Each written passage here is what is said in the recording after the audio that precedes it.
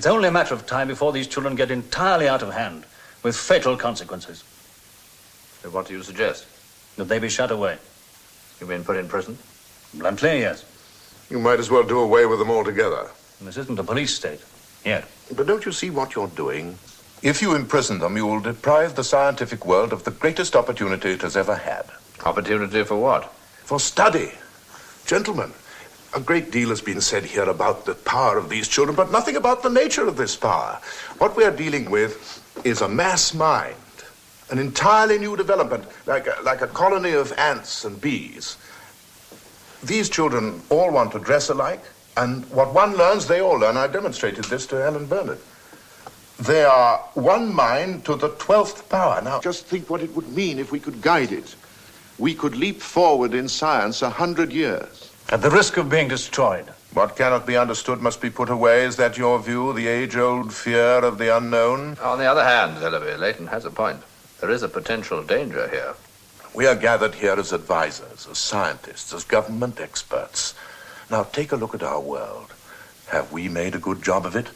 Who's to say that these children are not the answer? The answer to what? Well, to wars, to disease, to human want and misery, to all of the problems we've been unable to cope with. If they don't make an end of us in the meantime. Hello and welcome to Still Watching the Skies for September 2016. I'm Robert Reinecke. I'm Nat Almorel. I'm Cody Lane.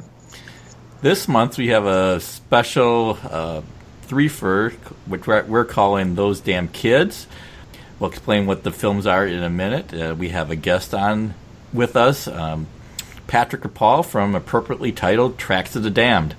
Hi, Patrick. Hey, how's it going? It's going good. Why don't you tell people what Tracks of the Damned is if they don't already know? Sure. You have a little bit of different podcast than normal. Yeah. So most podcasts you put on, and they're just sort of background noise as you shop or you work out or whatever, or you commute. My podcast is a horror film commentary track podcast, which means most of it is meant to be synced up with the movie that you watch at home, and I provide a commentary track for it. Or me and a guest would provide the commentary track. Yeah, and what are some of the films that you have done for if listeners are interested? Oh, well, I mean, I've run the gambit. The sort of the goal of mine was to cover the widest possible variety of horror, though I must admit my selections have been sadly very American. But I've done everything from, a sci-fi film like The Giant Claw, giant monster movie, to the 80s classic Fright Night. I've done a recent film, Oculus. I've done the Roger Corman Mask of the Red Death. I've done a Universal horror film, The Mummy's Tomb. I have an episode coming out next Friday is Carnival of Souls, which is my personal favorite horror film ever. And it's a great movie. Mm-hmm. So the idea is that I do all sorts of things for all sorts of tastes. Yeah, that's great. I've been listening to the episodes. I found them both enjoyable and informative. Well, thank you very much. That's what I go for. I want to come across somewhere in between a late night horror movie host and a film professor. That's sort of because those are the two things that I wish my career was, and I sort of found a way to merge them into a podcast that I do. Do you have an alter ego? I don't have an alter ego, though. I have in the back of my mind been thinking, I work at a video store. That'd be a good set if I wanted to If I could pick a public domain movie, I could record like a late night, Zachary Goulardi sort of a show. I could film that at the video store and put that up on YouTube. And if it's public domain, no one's going to care if I put the whole movie on YouTube. So in the back of my mind, I've been trying to so who's the character? And so at one point, maybe people will encounter Patrick the Video Creep, the late night horror host sort of persona, but for Tracks of the Damned, I am just myself. Well, Night of the Living Dead's public domain, isn't it? That's true. And Carnival of Souls is public domain. Carnival of Souls as well, and I've been looking at Atom Age Vampire as a possibility as well. The Bela Lugosi Italian kind of crap 50s horror movie. Well, Bela Lugosi meets a Brooklyn gorilla. Is that public domain? It's public domain, but it's also something I wouldn't want to wish on my worst enemy. So I'm trying to work around. I'm trying to work around the whole phenomenon of ape run amok sort of movies of the 30s and 40s. That's one of my favorite genres. I'm sorry to hear that. You know what? I'm sorry, but yeah, that's just not my thing. Is people in ape suits running around and picking up women and carrying them through rooms, and then like wacky comic relief characters going, "Where'd they go?" And then the ape shows up and they go, "Oh!" and they run. You know, it's just not my thing. So Murders of the Rue Morgue is not your thing. You know what? I actually haven't seen Murders of the Rue Morgue yet. I'm kind of interested. I love Edgar Allan Poe for one, and for two, I love the concept of wacky European ethnic stereotypes, all thinking that gorilla mutterings are different languages. So I look forward to seeing that eventually. I know the story is like 160, 70 or so years old, but did you just spoil it for everyone, Robert?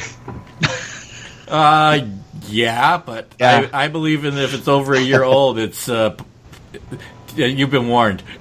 1 year. That's all he's going to give you guys. Now, is that theatrical release date or film festival release date? That's right. I would give a theatrical just to be generous. Okay. U.S. theatrical. Yes. So okay. if it plays later in Europe, you're just screwed. Well, I mean, I don't want to ruin it for anybody, but apparently We Belong Dead, Bride of Frankenstein. So there you go. It crosses Robert's line there. So I'll just spoil Bride of Frankenstein for you guys. Turns Michael out is actually Jewish. Just to spoil that one for you. So. Okay. So let's get started. I came up with a theme a while ago, which Patrick helpfully reminded me of last time he was on for the Quatermass Experiment and Quatermass 2 of Those Damn Kids, which is basically there are three major kids are evil, have special powers in the 1960s, kicking off with Village of the Damned in 1960. So that can be a first film, and why don't I give a quick synopsis of it, and we can get started. At 11 a.m., the village of Midwich falls suddenly into a deep sleep. The military investigates and finds that nobody can get in, including airplanes.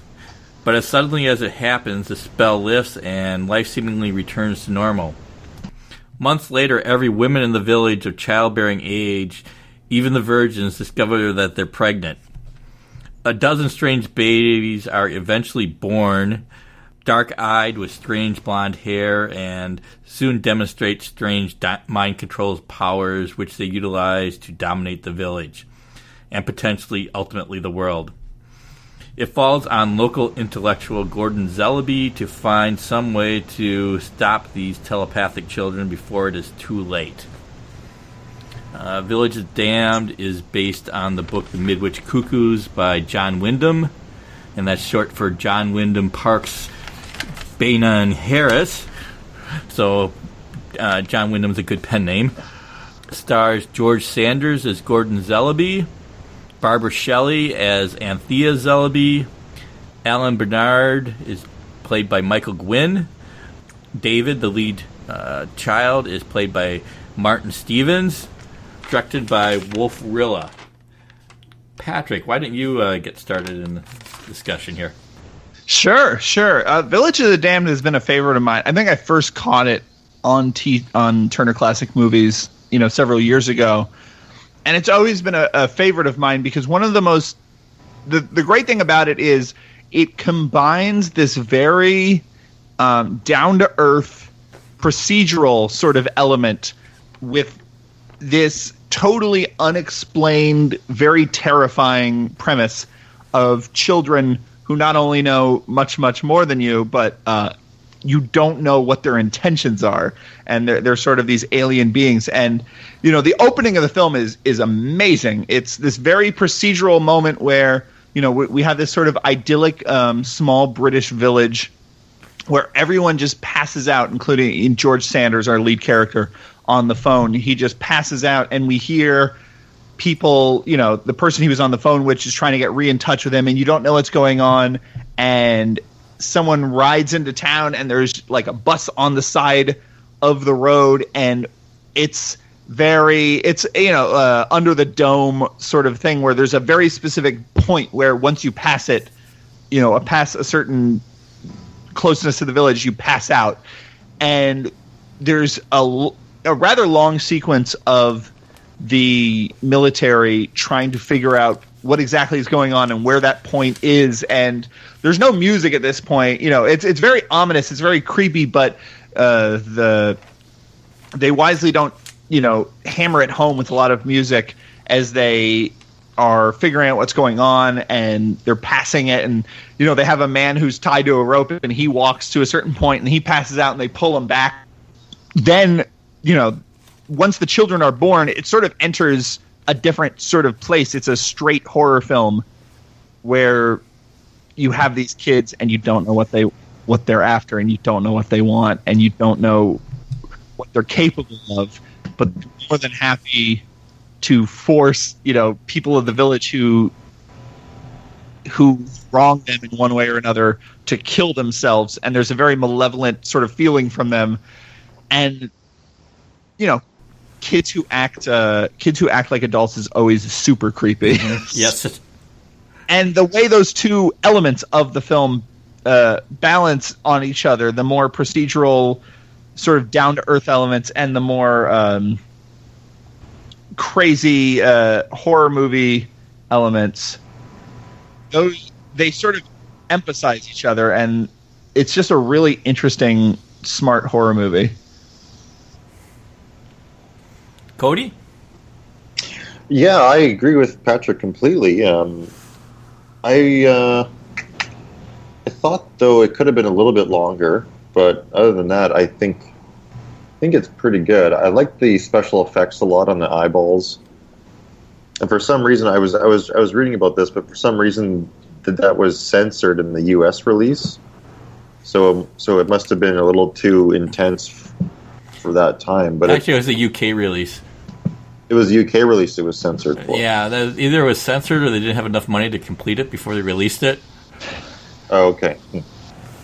Well, in any case, that seemed like a dumb idea, but to censor it or to not do that. But yeah, I think I'll have more to say when I compare it to the other ones we watched. But I don't know enough about like horror movies from this period to say what other ones would be like.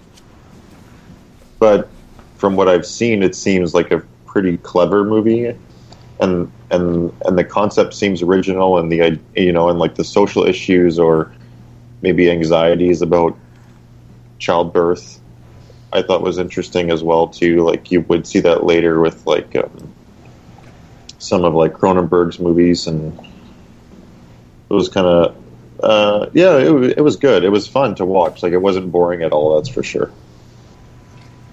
Nat? I didn't love it. This was actually my first time seeing it, but I do agree. I like the structure of it and how it begins like a mystery and then a procedural, and then there's a bit of a love story in there. And I think it is a while before the kids actually kind of emerge as like the main idea of the movie or like the main story of the movie. I do think that the military is completely ridiculous in this. Like, if we pass this certain point, everyone passes out. Let's fly a plane over. Okay, now we're just going to have you dip down until you start to pass out and then pull up. And yeah, like, what do you learn from that? And you already know what's going to happen. But I do think that it is a terrific idea. I don't think it worked quite as well for me, at least on this watch, just because the thing that's influencing the kids is an external force, and I think even though it's a little bit ambiguous, or they keep it somewhat ambiguous, I think it could be even more ambiguous, because I think that it's not necessarily the children turning against the adults, but it's something making the children sort of turn against the adults, or something that has like impregnated the women. It's like they're somewhat tainted instead of like this menacing collective of like actual kids. And I don't know how you would be able to give them their powers without getting around that. But again, I do think the idea of just creepy kids is really great for horror.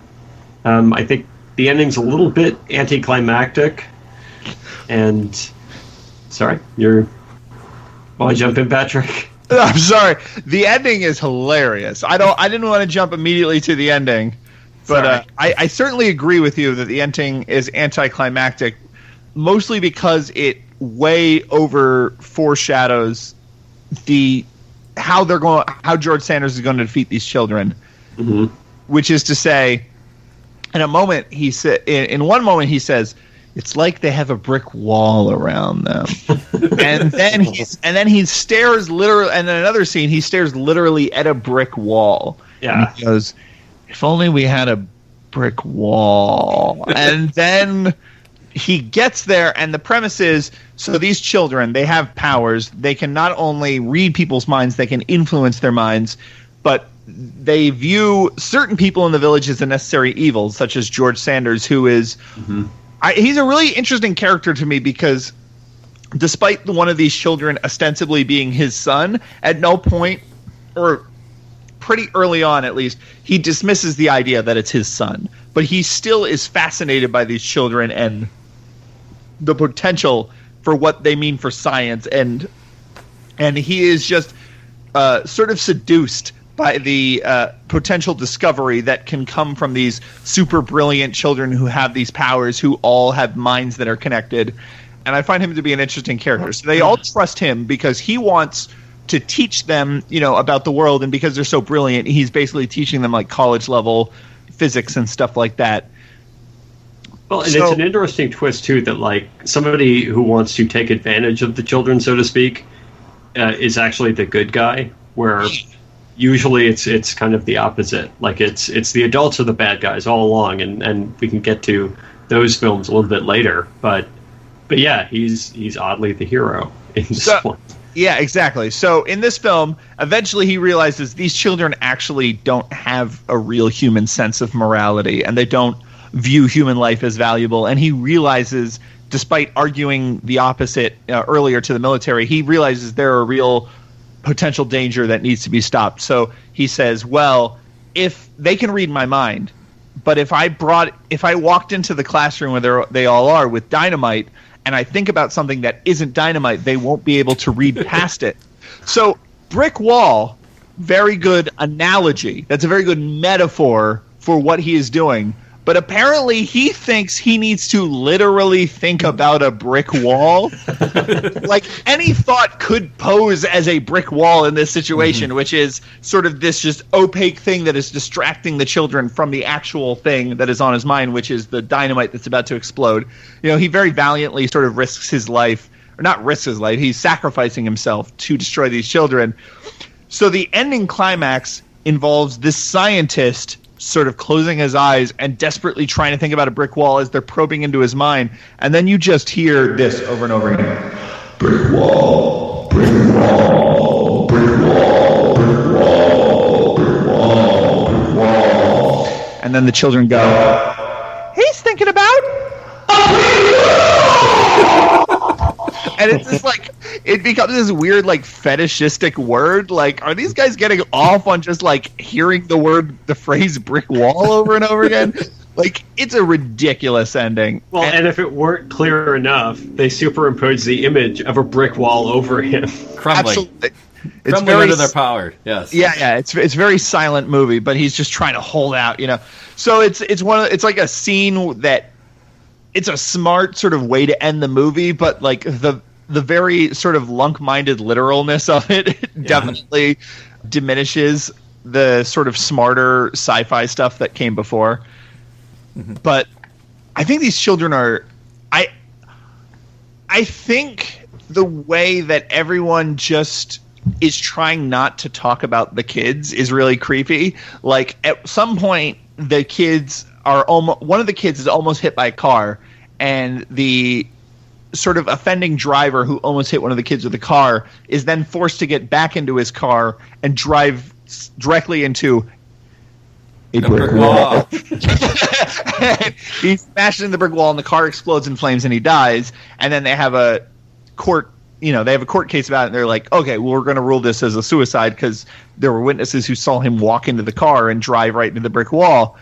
And there's this feeling where it's like, look, everyone in this village passed out and had like 9 unaccounted hours of lost time, and then all of the women of childbearing age woke up pregnant, and we're not talking about the fact that these weird fucking kids all like sprung out of their mother's wombs like not 9 months later but 3 months later, and 3 years later they look like they were 9. Like there's something really wrong going on here that they're not addressing, and the sort of the feeling of the village where it's like, we can't take this anymore, we actually have to fight back, and the way they try and fail to fight back. It's like a really fascinating dynamic to me. Mm-hmm. They just want to be normal, even though something weird is going on here.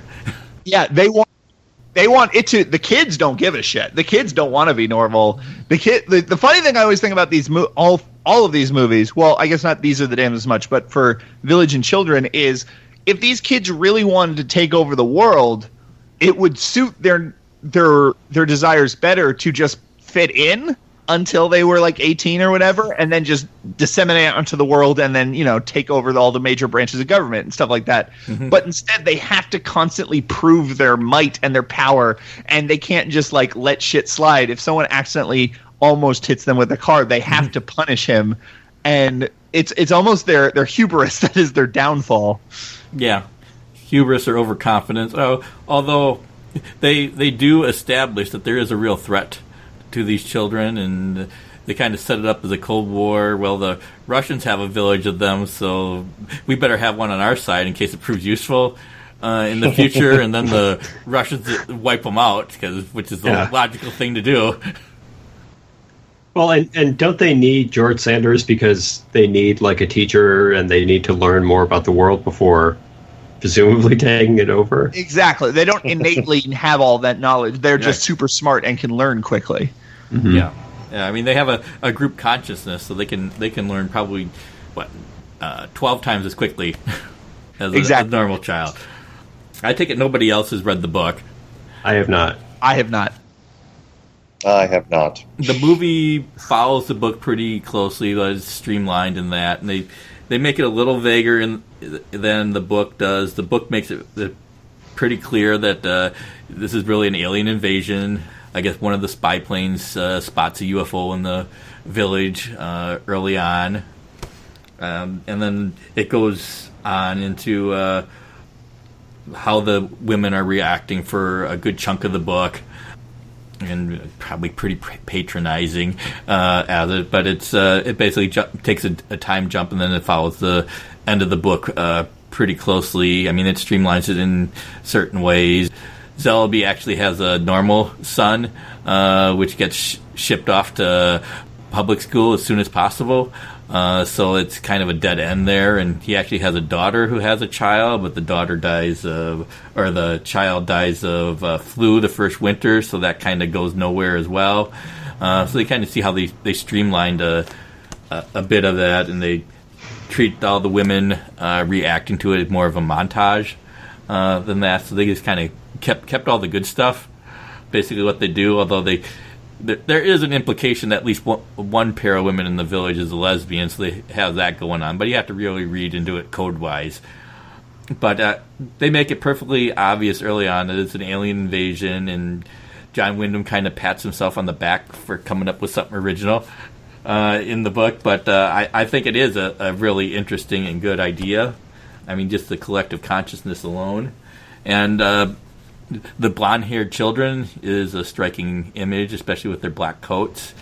Yeah, they're very Nazi. So I mean, the movie is very it sort of paints them as sort of the fears they're tying into are a much more communist threat of you feel, and your feelings are the reason you're not as powerful as us, and that sort of groupthink and everything is directly into fears of communism. But the imagery of the blonde hair and the striking eyes and the black it's coats, all very exactly. It's all very Nazism. Yeah, Nazi eugenics dream. But it is I think it is a very striking image, and it works very well. And I think some of the things work well. I mean, when they force one man to stick a shotgun under his chin and pull the trigger. So I mean, I think that's for 1960. That is a pretty striking murder. I mean, that's out of the book. And later a man sets himself on fire. It's a pretty brutal. I mean, it is like sort of 1960 is sort of the era where people sort of just kicked down the Hays Code and ran rampant over it. And this is a British production, but it's an MGM film, but it's still it's the era where Otto Preminger was making Anatomy of a Murder and Advising Consent and The Children's Hour and films like that. So you are getting into sort of nastier territory than you had seen in the 50s. Isn't this the same year as Peeping Tom, too? Yeah. Peeping Tom and even Hammer was getting even more graphic at this time. Although Peeping Tom started a backlash in the UK with the censor started cracking down. But it certainly was a time of pushing boundaries. And Psycho too. Yep. Yeah. I was just going to say, and that sort of nastiness really does push this movie over the edge for me.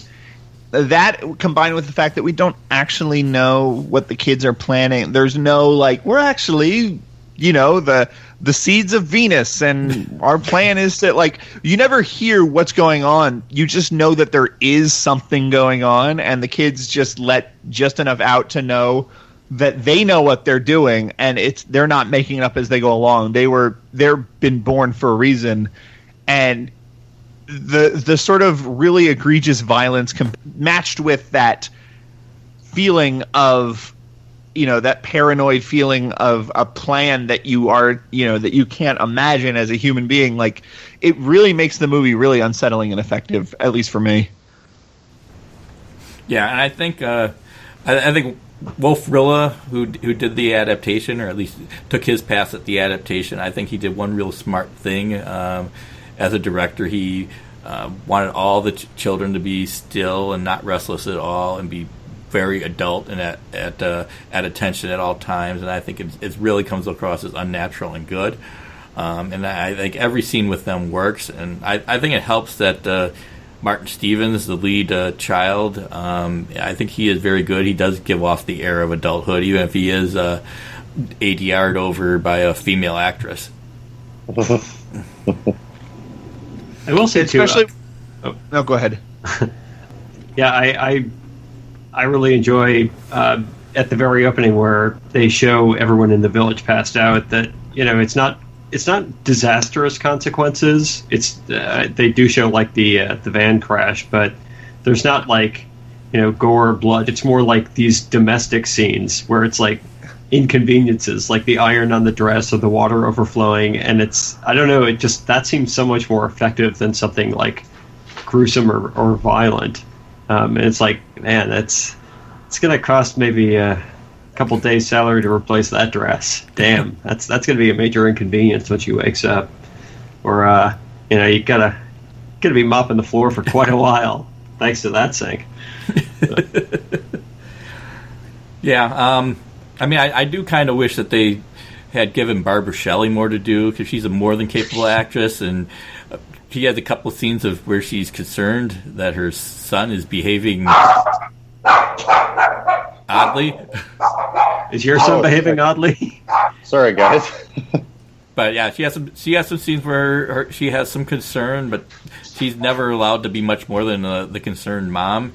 I mean, yeah, I would say that this movie is fairly patronizing in that respect. It certainly is. Once the women deliver the children, it's all about, well, men will decide how to deal with this. I do like that the men are. It's you sort of just get this montage of sort of thwarted masculinity as the men sort of deal with their egos in various ways, and they all mostly just end up at the bar drinking. Yeah, I would say cuckolding is a definitely something that's going through all their minds, and it certainly appeals to a base instinct. I think it's a base instinct that many people could understand, though. Yeah, this child not mine is certainly a primary reason that many people get married. I think I'm okay. The long version Of course. I just I look at his outfit like that and how he is really padded, and so my arms are really short, so I can barely do anything. So I just follow or something. Like I have We are listening to the children of the dam. Sorry, guys. No, That's okay. I'm just staring at Cody's avatar right now and imagining that's coming out of his mouth like he's possessed or he has split personality disorder. To the extent that you're talking about, people sort of dealing with these children that may or may not be theirs. I do like how casually and very subtly it implies that this is not just happening in this small English village. It's happening worldwide, and we're seeing one portion of it because it does add to the sort of apocalyptic air of the whole film. Mm-hmm. And like again with the Russian thing, I do think it's interesting just hearing a little bit about how other cultures deal with it, and again, I think Patrick, you were talking about like how the children are sort of this communist threat where they have no feelings or morality. And of course, the Russians' solution is to bomb the hell out of them. And the British solution is stiff upper lip and self-sacrifice and a brick wall.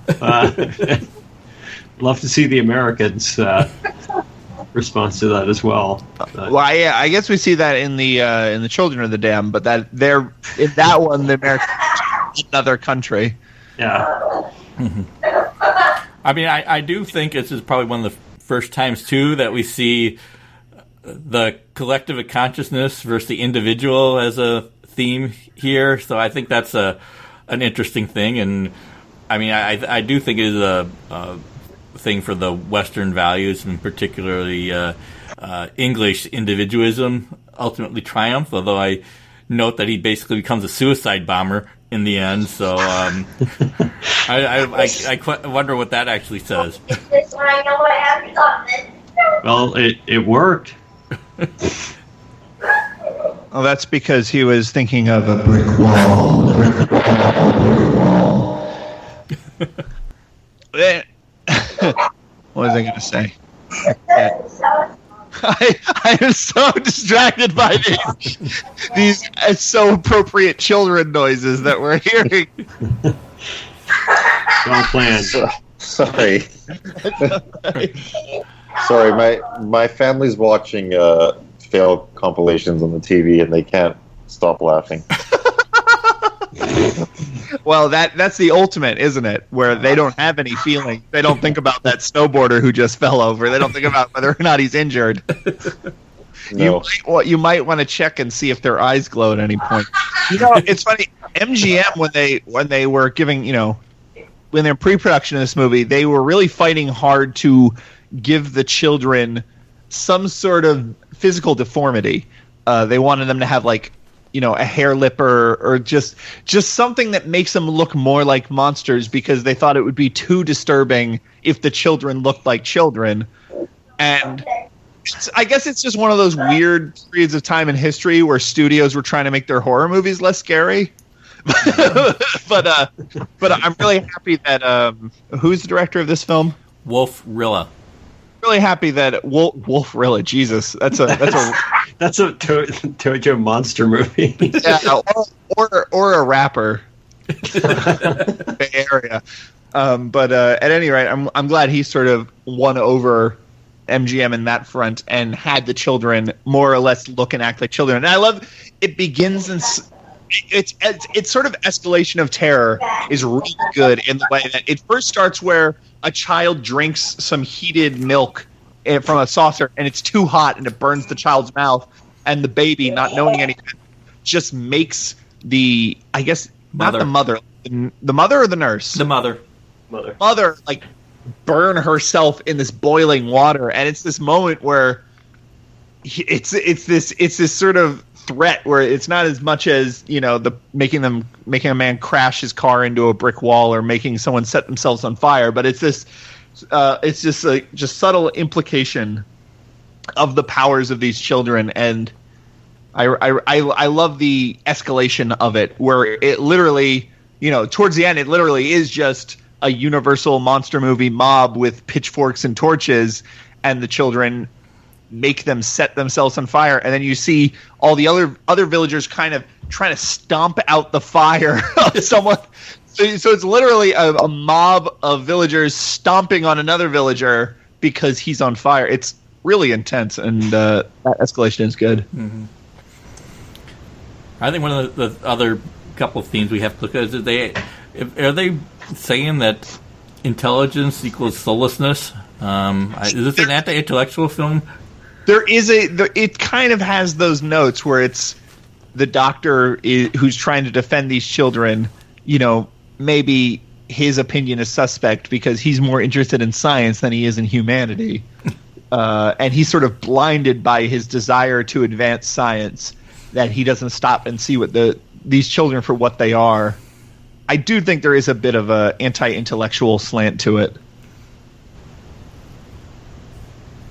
I don't know. Again, they do, like you said, they do make the scientist the hero. I was definitely getting a little bit of a Quatermass vibe though from that, because there is like a little bit of amorality and the world's going to end, but yeah, my research is a little bit more important than addressing that at the moment. But even still, though, I think like some of the kids' murders, like it's still, even though they're intelligent and soulless, they can also be petty. And so there is like a little bit of a human characteristic there.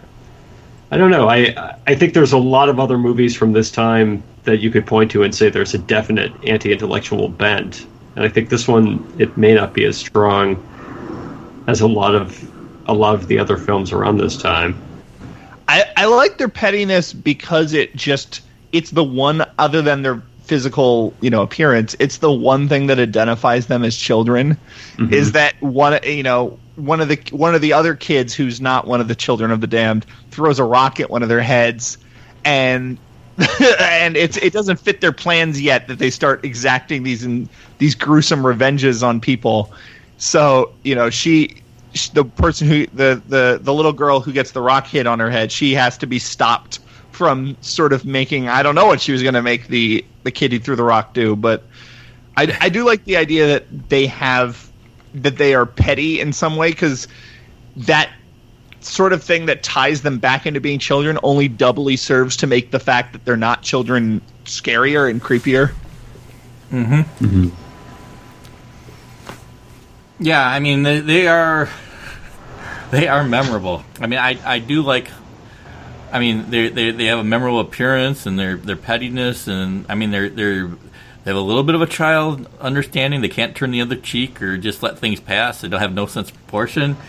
But when they do turn on it, they go all the way. And I do like how they visualize this. I guess it's not technically the first time they show this kind of stand still and stock at attention and stare unblinkingly to symbolize psychic powers. I know they did it on television in Quatermass in the Pit beforehand. But certainly this is the one that popularized it around the world. And you see the psychokinetic stare and stuff like Carrie and Firestarter and The Fury, and I guess even up to today in Stranger Things. It's impressive that I never realized until I listened to the commentary track on the DVD that those shots where their eyes sort of light up and they're sort of doing the whammy on these villagers, like those shots are freeze frames. They're not actually, because it would have been just too much work to rotoscope sort of those glowing eyes onto them.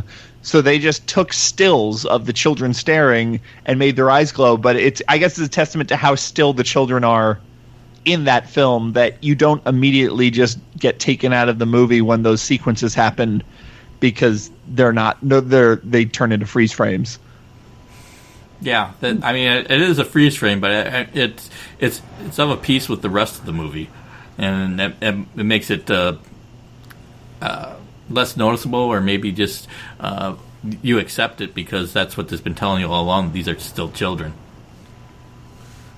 I wonder also if John Wyndham was actually tapping into some of English anxieties at the time. I could supposedly see these weaponized children as a metaphor for nuclear weapons being staged in the UK as a response to the Cold War. That to me feels the main point of Children of the Damned, of the sequel. Mm-hmm. I was wondering if these children, it's only 3 years later that we have These Are the Damned, and this is the beginning sort of the British New Wave, where we're getting these sort of working class characters and their anxieties and these angry adolescents who don't feel at place. And I wonder if, on an instinctual level, children who don't act like children and who may not be your children, despite the fact that they came out of your womb, like that is a really upsetting, sort of creepy thing. But I wonder if, socially on top of that, there was some anxiety about like juvenile delinquency and sort of post-war, teddy boys, as we see in These Are the Damned. Yeah. I think it's definitely something that's happened to something there, but I think it speaks well to the universality of that it's still fairly effective today. Although I guess it wasn't very effective in John Carpenter's remake. I haven't. Who here has seen the John Carpenter remake? I have not seen it. I've seen it. Okay, Cody, I haven't seen it, so. Yeah, Cody, tell us about the remake. Well, I like it, but it's. I don't know. It's just. I would watch the original first, obviously, but the remake is pretty enjoyable, I guess. I'm not a huge John Carpenter fan. Like, I don't think he sucks or anything, but I'm not a fanatic. I don't know why I've seen it, to be honest, but because it's not one of his best movies, right? So no, it's widely considered one of his worst. Yeah, I'll say goodnight to you, okay? Sorry. Yeah, I would say probably it would be one of the worst that I've seen. I haven't seen Escape from L.A. or The Ward or Ghost of Mars or Vampires. Yeah, those are all bottom of the barrel. I like Escape from L.A. So, and I don't really like Escape from New York. So but I would it's not bad. Like, I like Christopher Reeve in it. I don't think Mark Hamill's good in it. Is it faithful to the original? The visuals are obviously really good. Say what? Is it faithful to the original? Yeah, I would say. But in America? Yeah, they basically just take the Midwich town and place it into Middle America somewhere. Mm-hmm. Sure. Yeah, that makes sense. And I imagine they ramped up the gore. Yeah, which I liked. Like one gory scene is like when when everyone faints for like a day or so. One guy faints onto his barbecue, and then when he wakes up, or like his wife wakes up and finds him on the barbecue, and he's completely charred. That was good. What's not good is Kirstie Alley. She plays an FBI agent who's also like an incredibly smart scientist, and it's just not believable. It's also not believable to have Mark Hamill play a Catholic priest for some reason. I don't know. I think that Hamill should have been in the lead role in the Christopher Reeve role, but I thought Reeve did a fine job as well too. So I wouldn't say it's a bad movie, but I could see it maybe not ranking high on John Carpenter's list of great movies. It's not really close to like Prince of Darkness or The Thing or Halloween or stuff like that, or like Assault on Precinct 13. I love you, Cody, that Prince of Darkness was the first movie you when you're talking about like the great John Carpenter movies. I love that you mentioned Prince of Darkness because that movie gets a short shrift, and I like that movie a lot. Yeah, well, I'm a little curious why that would be, but that's probably a topic for another show. Sure. Well, that may be one that is on this podcast. Like I was under the impression. What's that? So that may be one that is on this podcast in the future. Yeah. I actually watched the remake like only a few days ago after watching these three movies, and I was kind of like, I didn't really mind doing it, even though I just watched three really somewhat similar movies. But it was kind of interesting to watch how like a relatively newer take on the tale would be. But yeah, I don't know. I would say stick with the original if you've seen neither, though. Yeah, and certainly I think the original is much easier to find, although I guess the Scream Factory or Shout Factory is releasing Village of the Damned shortly. Makes sense. The original there is being released through Scream Factory? No, the Carpenter version. Oh, the Carpenter one is. I don't know, the Carpenter one's pretty easy to find. At least in Toronto. Okay, well, if you can find it in Toronto... Yeah, well, we still have movie stores here, unlike most of Canada has shut those down. But yeah, we don't really have much here. Yeah, I guess there's a library. That's good too. Okay, anybody else have anything else to add? If not, we'll just move on to Children of the Damned. Okay, sounds good. So, David, you think they just took over a living cell in the womb? We may never find the answer to that one, but the important point is they're not human. They're another species. Professor? I don't know. I must think about it. May I? Certainly. And instead of the nations fighting over them, I think there should be a united effort to eliminate them. What are you talking about? We could sterilize them, but we couldn't be sure it would work. And you really think they'd let us? Why do we have to do anything?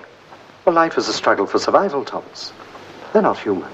They're a superior species. They'd beat us every time. Mr. Harib, can we get agreement on this? From this evidence? Are you all crazy? These children have never attacked anyone unless they were attacked first. Well, Thomas, don't get so excited. A Welsh tirade isn't going to help anything. Well, have you any idea just how many children were killed in road accidents last year? What the hell's that got to do with killing 5 kids in cold blood? Kids? All right. So they're a different species. So what?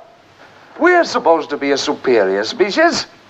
Yet millions of lower forms of life manage to exist with us on this planet. You don't just kill them because they're different. And how would we manage to live with them? If we should happen to disagree, they'd control us. Like the dog. Like Susan. And if they marry and propagate, whose grandchildren will inherit the earth? Ours or theirs? Village of the Damned was a big hit, so of course you need a sequel to that. MGM followed up with Children of the Damned, which has really very little relationship to the first one, since they killed off pretty much all the cast of that one, including the children. Let me give the synopsis of Children of the Damned, and then we can start. A United Nations scientific investigation led by psychologist Tom Llewellyn and geneticist David Neville discovered the existence of 6 extraordinarily intelligent children around the world with psychic powers and seemingly no fathers. The various world powers make their claims on the children once gathered in London, but the children have plans of their own, headed up by their leader, Paul.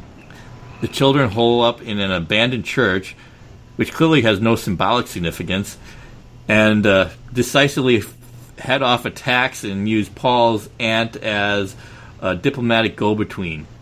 The authorities are left with a decision: destroy the children or try to broker a peace with them. And I'll just leave that there at the end of the synopsis. We can discuss how the film actually resolves that conflict.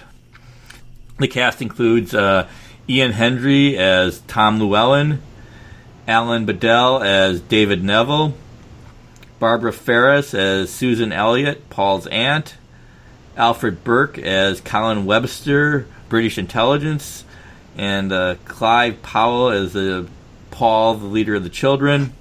It's directed by Anton Leader, written by John Briley, and has cinematography by David Bolton. Why don't you start us off on this one, Nat? Okay.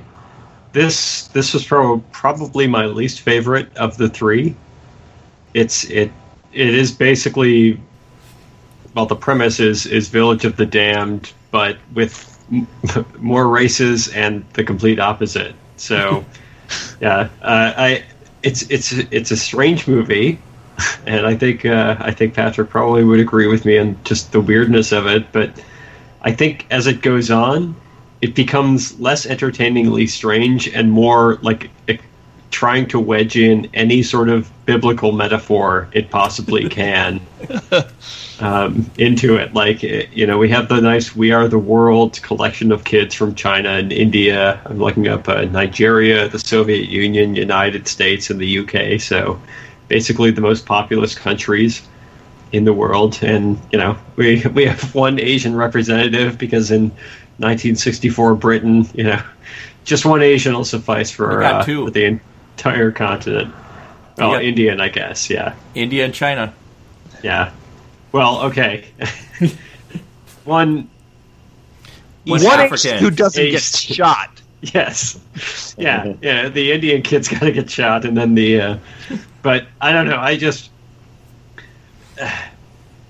basically I don't think there's much of a story here. I don't think it's that scary, and I don't know if it's trying to pass itself off as a horror movie. Like, the poster is "Beware the eyes that paralyze." So are we supposed to beware of the children? But this movie really bends over backwards, trying to show how good the children are compared to the adults who tend to be like overbearing and abusive, with the exception of Diana. And it just feels very, very heavy-handed.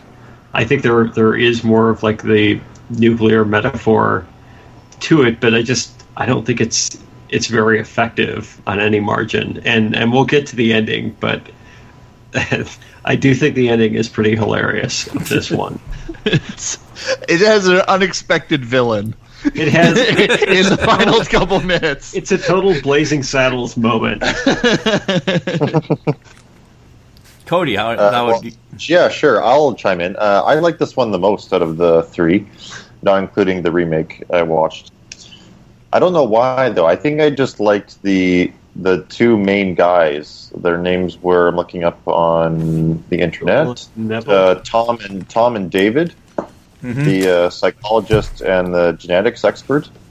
I just found their like back and forth really funny, and they seem to be really like just relaxed guys in this weird situation. And I found them amusing. I thought the look of the film, mostly just like the extreme blackness in a lot of the images, I really liked. And what I also liked, and I should probably mention that I watched this one first out of the bunch, because I think it was the first one that I got, so I just had to watch whatever I got immediately because I was running out of time to prepare. But so I really liked how the kids were sympathetic, or made more sympathetic compared to the first movie. Although I should say, for the first film, I was kind of rooting for the kids the whole time, and not for I guess you could say, the adults or the humans or whatever. So I was kind of like, I was hoping that they would, take over and, make Earth better or whatever. But this one, I was really rooting for them. And I think, though, that as a film as a whole, it's not as good as the first one. Mostly just because the middle act sags a lot. Like, it starts to lose a bit of momentum. And I think the first movie, even though I thought it maybe could have been a little bit longer, I do appreciate when, especially horror films or sort of thrillers, are really tightly constructed. And they're like a very efficient use of scenes and dialogue and exposition, stuff like that. And I thought this one maybe wasn't as tight as the first one. But I did like this one overall more. I'm not saying it's better, but I just enjoyed it a lot more than the first one, and I guess would be the third one, although it's not really a sequel. And I like this sort of concept of this sequel, where it's really just starting a whole new cast of characters and stuff like that, and there's really no way to continue with the characters of the first film, so they just kind of create a similar scenario but in a different context. So yeah, overall it was a positive watch for me. Yeah, I would say it was a positive watch. I mean, I think I liked it the least of these three, but I thought it brought quite a bit new to the table.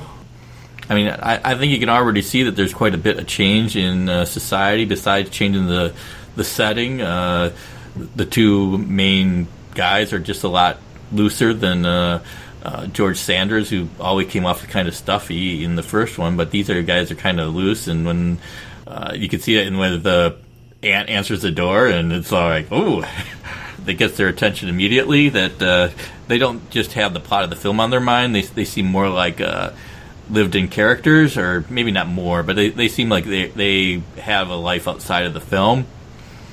I mean, I think that the children look good. I think the multicultural thing, I mean, they don't have the horror thing of the German eugenics thing going on that the first one do, but I think the multicultural children who still stand very still and are not restless at all is a striking image, a different image, more of a hopeful image actually than I think, well, definitely more of a hopeful image than the first film, so I think that's an interesting flip, and I certainly has the Cold War paranoia going on there, as you can see the various powers competing over them.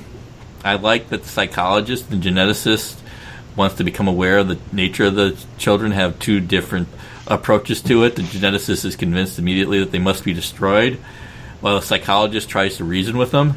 And I think that's a nice bit of writing there. Justifies having two of them there. But I would agree that the middle of the film kind of sags once they hole up in the church. There's a couple of assaults that go nowhere. Just kind of circles back and around, and you could probably skip a good 10 minutes and not miss anything of the film. They still be right where they were, just debating what to do about them. And I guess the religious symbolism struck me as pretty heavy-handed. I mean, I didn't mind it, but it was definitely, these are Christ-like saviors of humanity, possibly, or the future of humanity. So I think that's a little lighter touch. I think would have went a long ways there. But I mean, overall, I did enjoy it. I thought the film was definitely shot in a more stylish manner. And I think changing it up from Midwich to London helped things, made it a little bit livelier. So I'm pretty much on board with the film. Although I think it's probably my least favorite of the three. An eerily depopulated London. Yeah, they have to limit the amount of shots they actually do, like on location outdoors. Yeah. I want to ask you guys, this is a vibe I've seen this movie twice, and I watched it for the third time today. And it only occurred to me this most recent viewing. Do any of you get a gay vibe from the two scientists? A little. Yeah, I mean, except for the way that that one of the scientists hits on the aunt when she opens the door, but other than that, yeah, I mean, they're living together and hanging out, and the geneticist is like super saucy. like he is the most catty scientist I've ever seen. I found those two to be like this fascinating couple of characters inside this movie. As I was watching them, I was trying to. It's a thing that you fall into once you like get that sort of whiff. You're like, wait a second, are they supposed to be? And then you start looking for anything that proves your point. And so I spent this most recent viewing just kind of like staring them down and trying to figure out like how gay they really were, you know. But I definitely, I definitely agree with Cody that those two liven up the movie a substantial amount, which is super helpful because the plot of the movie is not nearly as tight as Village of the Damned. But you really do like following them, and I think the way the movie kind of begins in media res, and ultimately this movie acts as if Village of the Damned never happened, so it's not really a sequel. Mm-hmm. No. Because we've had a scene in Village of the Damned where the worlds sort of militaries and stuff were made aware of this phenomenon that they then forget in Children of the Damned. So it's not an actual sequel, but when I'm watching it and I forget that it's not an actual sequel, it's marketed as a sequel, and it sort of it begins in media res of this sort of psychological test that they're trying to. I really like the pace of the beginning, where the vibe you get from the beginning is, now that they know that this phenomenon is happening, they're looking for more children. And it's weird. It's weird because it's only about 30 minutes in or so that you realize that they don't know what they're looking for, because it comes across as if they are specifically looking for more children who fit the profile of the children in Midwich, or whatever the village in the movie is. And I like that sort of. Again, it's this procedural element to it, and I think the aided by the humor, and also, as Robert said, the move to London is a really good one, because it's just immediately a different look, and it's a different feel to it, and it makes it almost feel more like the political thriller it is. Mm-hmm. And the whole first 30 minutes, I adore this movie, and it feels like the perfect antidote to the typical sequel, which is, well, if you're going to do a sequel to Village of the Damned, what you would probably do is just have another group of people fall asleep and then wake up, and then have one character be like, I remember this is what happened in Midwich. But this movie, as much as I think this movie is not nearly as successful as Village of the Damned, the pivot this movie takes from Village of the Damned to try to take the same premise and spin it in its own unique way, I really appreciate it.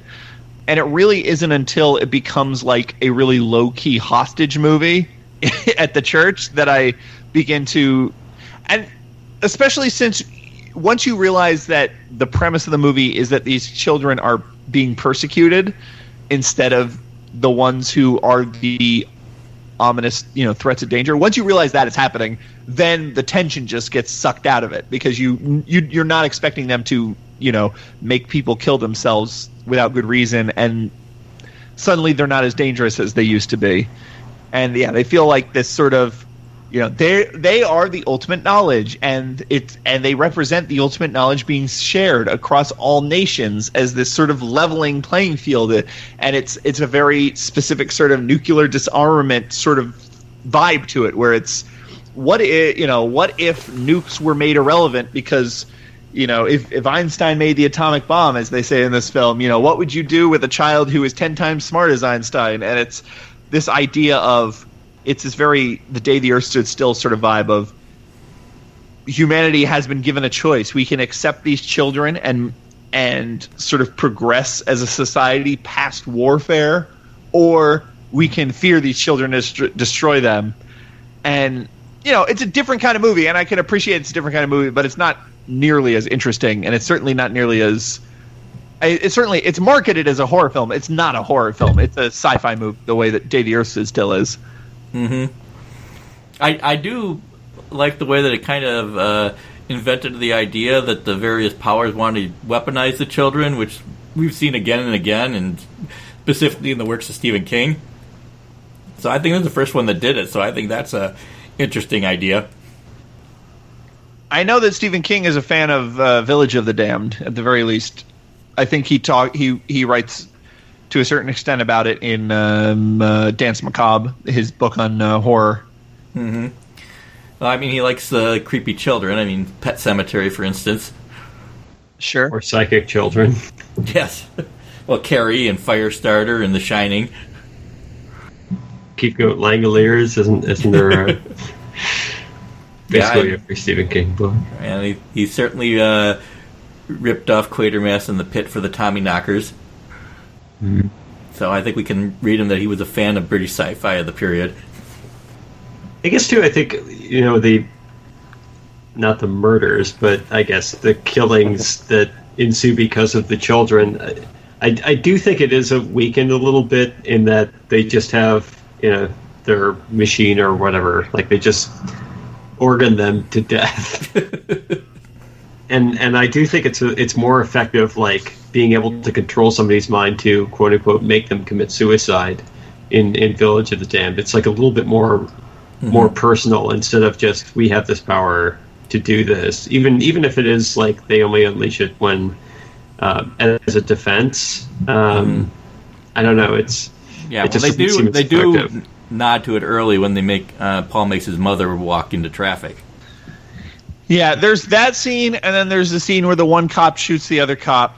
But they're definitely weakened in this film because for the most part they use their mind powers to speak through one of their caretakers arbitrarily, because at a certain point they just stop speaking through her, and you're never exactly sure why they're speaking through her to begin with. Mm-hmm. I do love that organ scene, though, as much as it is a sort of representation of how much less of a threat and how less scary they are in this film. That is such a weird concept and weird idea, and it's sort of uniquely suited for film in the super discordant, crazy audio and the Dutch angles and everything that come from it. It's a really weird, cool sequence, even if it sort of does represent the things I like about this movie less than Village of the Damned. Mm-hmm. I really think it probably would have been really effective in a movie theater with the sound cranked up. Oh, yeah. Well, yeah, I mean, on my podcast, Tracks of the Damned, at Damn Tracks on Twitter, we recently did an episode on Carnival of Souls, and that is, and we were talking about the organ as an instrument of horror and how underutilized it is in horror films, actually, outside of silence, naturally, and this is like one of the better instances of organs in horror movies I've ever seen. Has that. Do we want to go to the ending now and talk about it? I mean, I think it's the evil.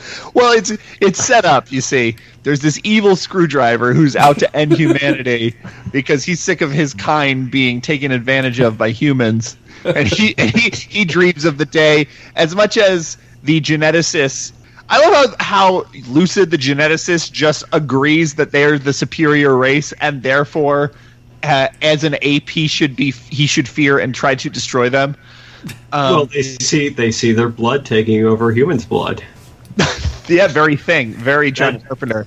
That's exactly the sort of thing that would lead any scientist to condemn an entire race to death. And even with the twist that they're future humans, which if they're future humans from where? Which future humans? I saw it under a microscope. It's legit. But there's also a screwdriver, and that screwdriver dreams of the day, knowing that it is low on the totem pole on the Earth. It dreams of the day where humans are wiped out, and it sabotages this chance at world peace by falling into, I guess, the control panel that gives the sign to fire on the army, and then the army just goes apeshit. Yeah. Well, I was thinking just, where he says not fire, and they interpret it as fire. Like, the lamest execution of that scene, which is, to me, the Blazing Saddle scene of the sheriff draws near moment in the movie. And I couldn't think of anything else outside of that. And also, they're all just holding hands, like it's the most like blatant. We've come to understand humans, and we decided that we want peace. It's the Care Bears moment. Yeah. Also, when they do toward the end, they do this big close up on Paul's eyes, and I think as they transform or they hypnotize or whatever, he has like a little piece of lint, or at least on my screen, it may have just been like cigarette ash on my iPad or something, but I think it was actually in the film, but a little piece of ash or whatever, like on his right cheek. And it's so distracting because it's just in the frame, is just his eyes and like, the bridge of his nose and that little piece that just makes everything so asymmetrical and drives me up the fucking wall. Well, in general, if Wolf Blitzer, who directed the first film? Wolf Rilla. If Wolfgang Puck, if his triumph of the first film is really making the children feel alien and strange in their stillness, this movie totally fails in, not only do the children not all have this creepy, eerie kind of uniform look, often in scenes where it's just like the five of them standing in line, one will be fidgeting, or like multiple, like children, like the children are just not as good at acting as the children of the previous film, and it's always weird when they're just standing there and they're supposed to be creeping out these scientists and these military guys, that one is just like kind of antsy and like wobbling back and forth. Probably that stinking Russian kid. Yeah, it's probably that Russian kid. Yeah, I think it's. I think you kind of look at this kind of as a mutually assured destruction ending. Yeah. And I'm certainly, Doctor Strangelove was about the same time, so I guess they did this, but way worse. Or the 99 Luft Balloons ending. Yeah. But yeah, I mean, I think it's okay. I mean, I get it, but I just think it's executed rather poorly there. But I mean, I get the idea that everybody's on a hair trigger, and if something could go wrong, it will go wrong. I get that ending, and I think it's an interesting one, but I'm just not sure if the movie leads up to that point effectively enough. Mm-hmm. This is the movie that I would want John Carpenter to remake, because this is the movie where I want to see the nasty, gory, sort of more cynical version of it. I want to see the version where they all step out, and instead of holding hands and declaring peace, I want to see the version where they make the military turn on the crowd and and just chain gun them down, and I want to see like that version of the chaos. And I like, there is a more challenging version of this movie here, and I think it could even be, basically the same plot if they acknowledge the first film. You could have a movie in which maybe these higher beings like look at humanity and they're exposed to the worst parts of humanity, and maybe they just decide we're not good enough and decide, you know what, actually for the benefit of the planet, you should be wiped out. Like there's a more challenging direction it could have gone than them singing Kumbaya in front of a church. Mm-hmm. So we've touched on like the whole nuclear aspect of this, and like you said, mutually assured destruction. Where does the religious angle fit into like the overall theme outside of? I wasn't necessarily thinking about biblical until you guys mentioned it. I'm curious what you guys think about it. Well, there's Paul. They're holed up in a church. There's a resurrection. I'm trying to think. I didn't write down a list, but they all die for humanity's sins. Yeah, die for humanity's sins. they're people of all races, but they're all Christian. And it's the Indian kid who gets it, but then comes back to life. I'm trying to think. Is there like a holy water reference or something like that in there? But, I mean, there are definitely religious undertones. Yep, virgin birth. Yeah. That's the biggest one, too. Yeah. A woman with loose morals like Mary Magdalene. Yeah. But I don't see where that fits into like the grander scheme, like unless it's just saying that these are like celestial or godlike children. But I mean that's kind of self-evident. I don't know. I don't think they tie too well into everything else. All of those illusions. Yeah, I'm not sure. I mean, the symbolism is definitely there and it's definitely deliberate. But I would agree that they have a tough time integrating it with everything else. Mm-hmm. I mean, I guess they're saying that there's no room for Christ's teachings in this mutually assured destructive Cold War world. I guess is probably how they can interpret it. But I will make a donation to Pretension Jar for that. But I would agree that it seems underdeveloped or heavy-handed at the same time. What happened to men like Abraham Lincoln? That's a moment from The Day the Earth Stood Still I always think of whenever I get into one of these peacenik Cold War sci-fi movies. Is that fucking alien going, what happened to men like Abraham Lincoln? Is this kind of like very easy toss up. I do want to say like one thing this movie largely benefits from, in addition to being shot in London, and is part of this British new wave, and we're going to be getting more into that with These Are the Damned, which is the most British new wave of these of these films. But this was the era of, it was films like, Loneliness of the Long Distance Runner and The Sporting Life and Look Back in Anger and A Taste of Honey, which just came out on Criterion. And these are these sort of movies, these very class conscious docudramas shot, on location in London about these working class men and women who feel stagnant in their role in society and want to move up but can't find a way. And it was this sort of new boom of British cinema that this is all a part of. And you watch any like black and white movie, black and white British film of this era, the cinematography is gorgeous. Like, the photography is really good. The direction tends to be very interesting and sharp, and with a lot more camera movements than you were seeing in the previous decade, and the direction's a lot more stylish. I think the direction in this film is more stylish than the direction in like Village of the Damned, and it goes a long way to making this movie that we mock for being maybe naive or a little too broad in its philosophical concerns. Like, it goes a long way to making this film watchable. Yeah, I would agree. I mean, it's definitely of its time, and I think being of its time is a strength, not a weakness. Oh no, I didn't find it to be really boring at all or bad. I don't see a lot of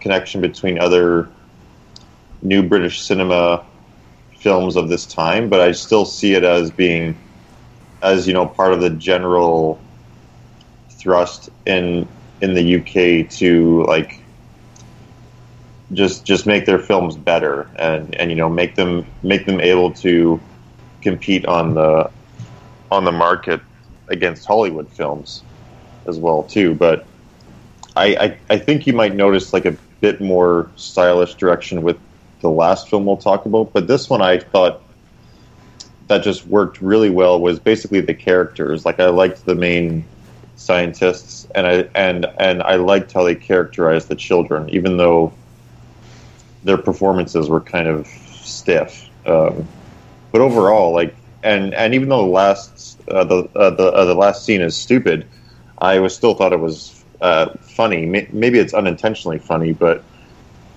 I was never that bored during the movie. I think there's like maybe a short sequence in the second act where I think it drags or like it spins its wheels a bit, but overall I was pretty entertained watching it. Yeah, I mean, I'm not going to complain about it. I mean, I think it's a good movie, and I think it's actually pretty much on par with Village of the Damned. Village of the Damned, I think, has a bit stronger or a bit more direct base of the threat, and I think that helps it. But I think as far as stylishness, and I think this is a better directed film, and it has some interesting points. Even if it doesn't quite hold together as well, it's a film that brings something new to the table, and I would say interesting things to the table. Mm-hmm. Anything else on Children of the Damned? I think the scene where they are gathered around the body of the Indian child who gets shot is really creepy. Mm-hmm. I really like that scene where, and their sort of caretaker is imploring them to, come to their senses and to talk to the scientist and to stop before any more bad things happen. And they have a conversation with her, but they go right back to sort of mourning this child in this like decrepit, abandoned church surrounded by candles lying on this altar. It's a really cool, creepy moment. Mm-hmm. And maybe that is the Christ sort of. They're staying up with the dead for the 3 days it takes or whatever for him to come back. Mm-hmm. Yeah, maybe. Yeah, who knows? That'd be funny. I guess we'll move on to These Are the Damned or The Damned Next, depending on which version you're looking at. Did you do this thing to them, Bernard? They were born as they are. Their mothers were exposed to an unknown kind and level of radiation by an accident. I don't need to tell you that there are such accidents. 300 in the past 15 years. That is a fact. We don't yet know how to repeat the exact conditions that produced these children. You mean you would if you could? Certainly.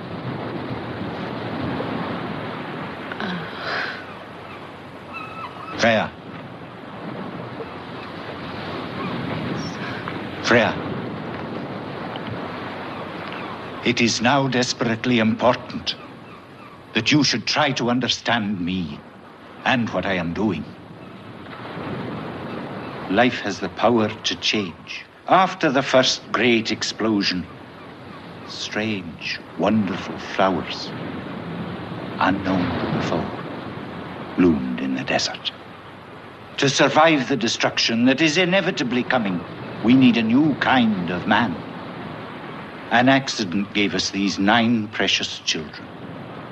The only human beings who have a chance to live in the conditions which must inevitably exist when the time comes. Every civilized nation is searching for the key to survival that we have found. I don't want to hear anymore. After Village of the Damned was a big hit, various studios were looking to cash in on it. James Carreras got a letter from his friend alerting him to a novel called Children of Light by author H.L. Lawrence, and asking James if he'd be interested in adapting it. And James immediately replied yes. I believe it was yes in red pen was his response to his friend. And Hammer went about adapting it. They recruited Joseph Losey, expatriate American director, to direct the film. Joseph Losey had almost worked with Hammer before on the nuclear threat, Quatermass knockoff X the Unknown. But either the official story is he had to drop out because he had pneumonia. The unofficial story is that he had to drop out because Dean Jagger said no way he was going to work with a blacklisted director.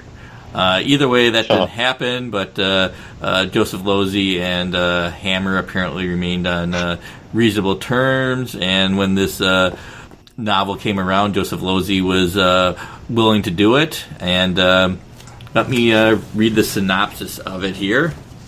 I'm pulling this from The Hammer Story by Marcus Hearn and Alan Barnes. I might as well not be called a plagiarist. In beachside England, American boat owner Simon Wells, played by MacDonald Carey, enticed by the flirtatious Joni, played by Shirley Ann Field, is mugged by a gang of thugs led by Jeannie's overprotective brother King, played by Oliver Reed. They're called Teddy Boys. Recovering, Simon encounters mysterious scientist Bernard, played by Alexander Knox, and his sculptress girlfriend Freya, played by Vivica Linfors. Later, Joni meets Simon on his boat. They are menaced by King, but escape down the coast and disembark at Freya's cliff-top studio, which stands close to an equally remote secret scientific establishment run by Bernard. However, King and his gang find them. In their flight, Simon and Joni break into the establishment's ground, but tumble down the cliff, followed by King. They are dredged from the water by a group of 11-year-old children who are kept in prisons beneath the bathe.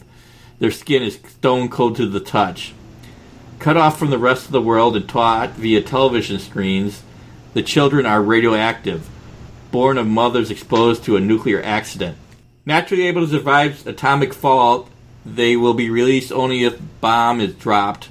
Then they will repopulate the decimated planet. Ignorant of this, Simon and Joni plot to free the children, unaware that they have themselves been poisoned by these innocent children. Again, it was directed by Joseph Losey. Screenplay was by Joseph Losey regular Evan Jones. Cinematography by Arthur Grant.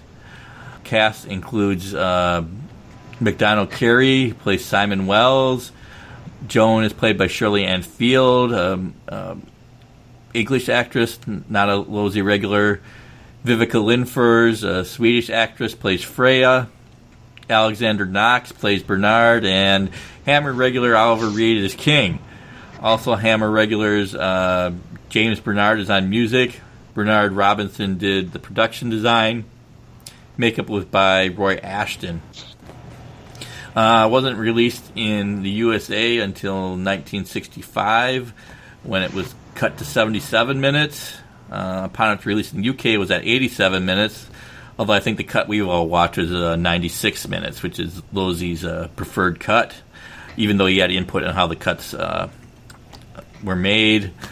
And I guess as a bit of trivia, Losey wanted to title the film The Brink, or On the Brink, or The Abyss, but Hammer, being Hammer, insisted on the more commercial The Damned, or These Are the Damned, with a poster that was clearly reminiscent of the Village of the Damned.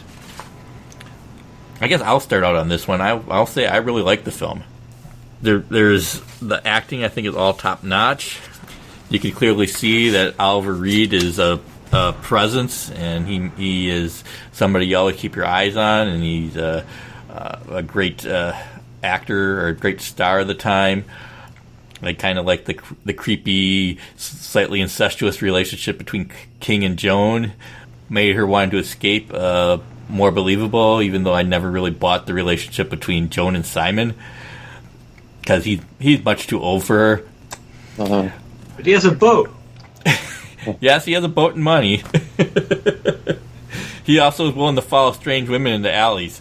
Although, admittedly, it'd be hard to resist her when she starts hitting on you. My kind of guy. Hey, I got a boat. Why don't we link elbows?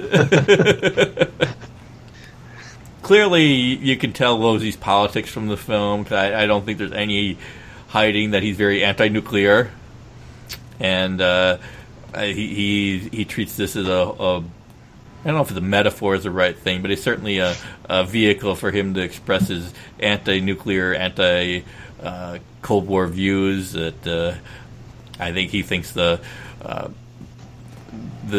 children that are being held prisoner, the whole thing is folly. I think the sculptress Freya is definitely the voice of morality and I would even say a sort of logic that the logical scientists just can't understand, that nothing is inevitable here, but even if they do treat it as inevitable. And I will say that I was surprised by just how bleak the film is. There is no happy ending here, and the children are basically rounded up at the beginning. The three people that are trying to help the children basically die of radiation poisoning, although Oliver Reed goes out in style. And the scientist gets to shoot his own girlfriend for not going along with covering it up afterwards. Insubordination. So I actually found all of that kind of worked, and they certainly spent some money. I know they went over budget, and I know they had a big budget compared to most Hammer films, being able to have some helicopters, and I think the imagery of the kind of faceless helicopters hovering over them is really pretty effective. So why did they put their money toward what? Why did they think this was going to be the hit? Why would they put dumping money in this weird movie that's not even sci-fi or horror or anything? Because it has a boat, Patrick. Until 45 minutes into it. Because of the boat? Yes. I was watching this, and I didn't know anything about it. And I watched this right before we recorded this podcast. And I was thinking to myself, oh, Robert's being very cheeky here. He put two sci-fi movies with this British new wave sort of angry, like like British equivalent of the Wild Angels were going to be fought like, the way that the Children of the Damned are creepy and scary. This is about the fears of juvenile delinquency and teddy boys and, bad adolescents with driving motorcycles. And I was like, I see what he's doing. This isn't sci-fi. And I was mostly redeemed until about 45 minutes of this movie where randomly someone's conducting a class via video, like via Skype, basically, via 1963 Skype. And then I didn't know what that was about. And then again, for another 15 minutes, there's nothing science fiction about it. This is a weird movie. It is like two completely different movies having sex with each other. It really is. And it doesn't... It's like two things that shouldn't have intercourse, like a brother and a sister. Is that what you're saying? No, because I like this movie, so... I should state... I watched this on YouTube, and I am a little hard of hearing, and I usually watch most films with subtitles, and this being on YouTube, it didn't have subtitles. So there were, like, chunks where I just didn't understand what was being said. So it took an already doesn't matter. weirdly shaped movie and made it totally inscrutable. I don't know. It's stylish as hell. Like, Joseph Losey's a really great director. Like, if you haven't seen The Prowler or The Servant, or like, really, let's be better Joseph Losey movies, like, he's a really good director, and the way that this movie looks and the camera movements and the way, especially in the first 30 minutes or so, the way it uses real locations, there's a lot of really striking imagery in this movie.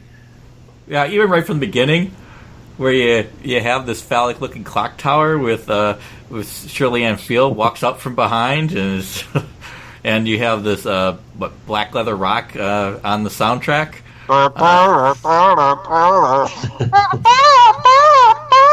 Yeah. Black leather, smash, smash, smash. Black leather, crash, crash, crash. Black leather, kill, kill, kill. I got that feeling, black leather rock. I mean, it gets your attention right from the beginning. And that's clearly a sign of a director that knows what he's doing. Or at the very least, doesn't give a fuck. Which is kind of more the vibe what I got from this. This is more Boom Joseph Losey. I don't know if you've seen that that film with what's her name? I always forget names, and I apologize for that. The two who are in Who's Afraid of Virginia Woolf? Richard Burton and Elizabeth Taylor. Yes, those two are in a Joseph Losey movie from the late '60s called Boom.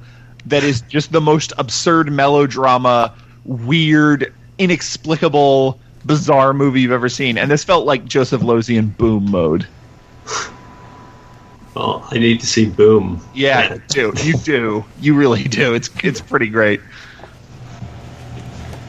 But, I don't know. It is a weird mishmash. Like, there really isn't that much of a story here either. It's basically a guy tries to pick up some gal, her brother protests, and then they stumble on a science fiction movie where the big revelation is the children are radioactive and now they all must die.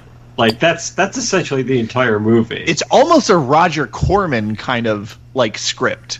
Mm-hmm. But if directed by the most stylish director and given way too much money. Yeah. It's one of those things where, like, there are certain elements of it, like, the major elements of, like, a film, like direction and screenplay, cinematography, editing.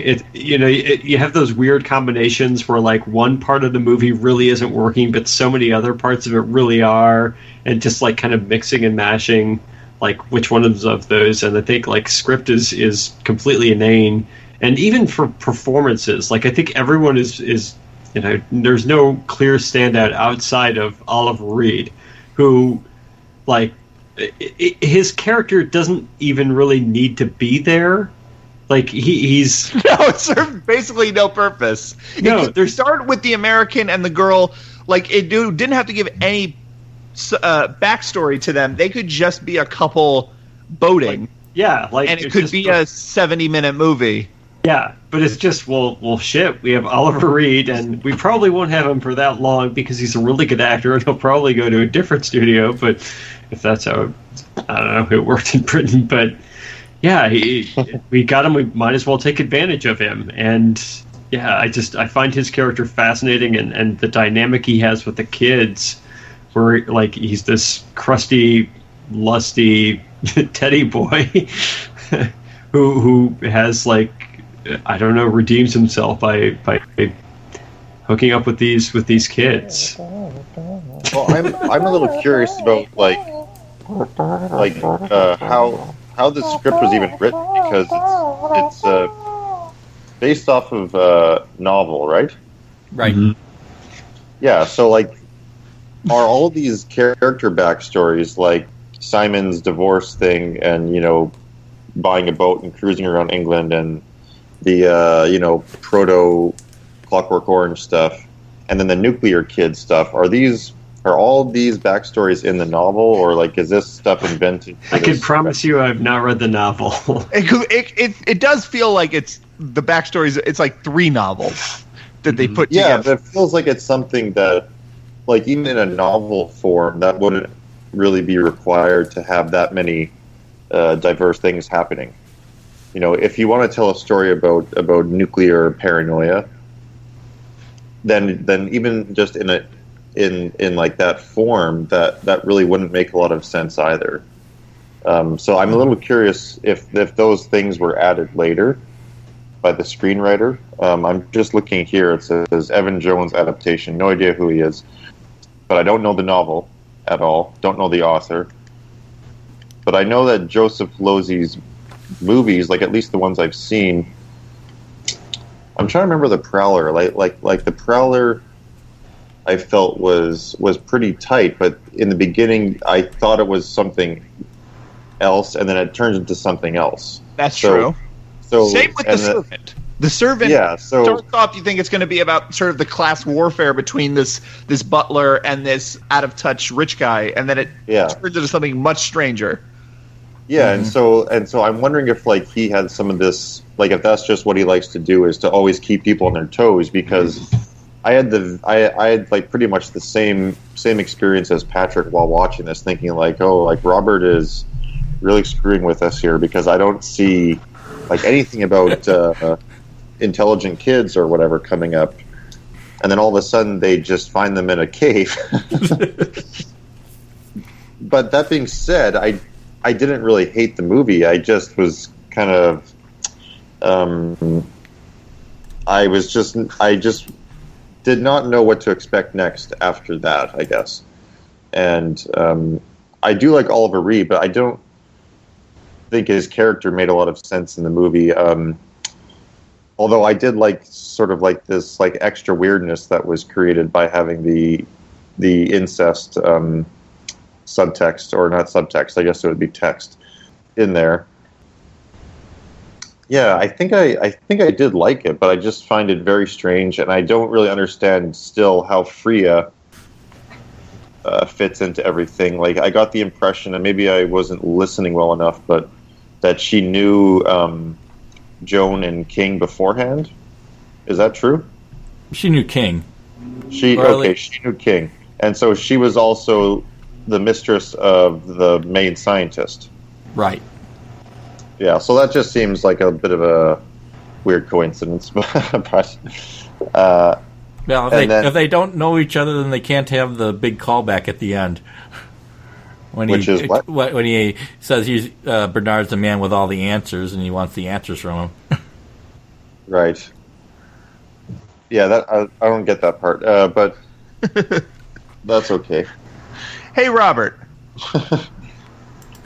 Yes. Robert, you're the one who I think maybe you or Nat, you like this the most out of all of us. Do you think this movie works as a whole, or do you just find it to be sort of this fascinating, weird mishmash? It is a weird mishmash, but I think the themes are followed to such an extent that you just have to admire just how far it's willing to go. Because we talk about bleak endings, we have people that were trying to help children dying of radiation poisoning at the end, and you just don't see that in what was regarded as somebody regarded as a commercial film.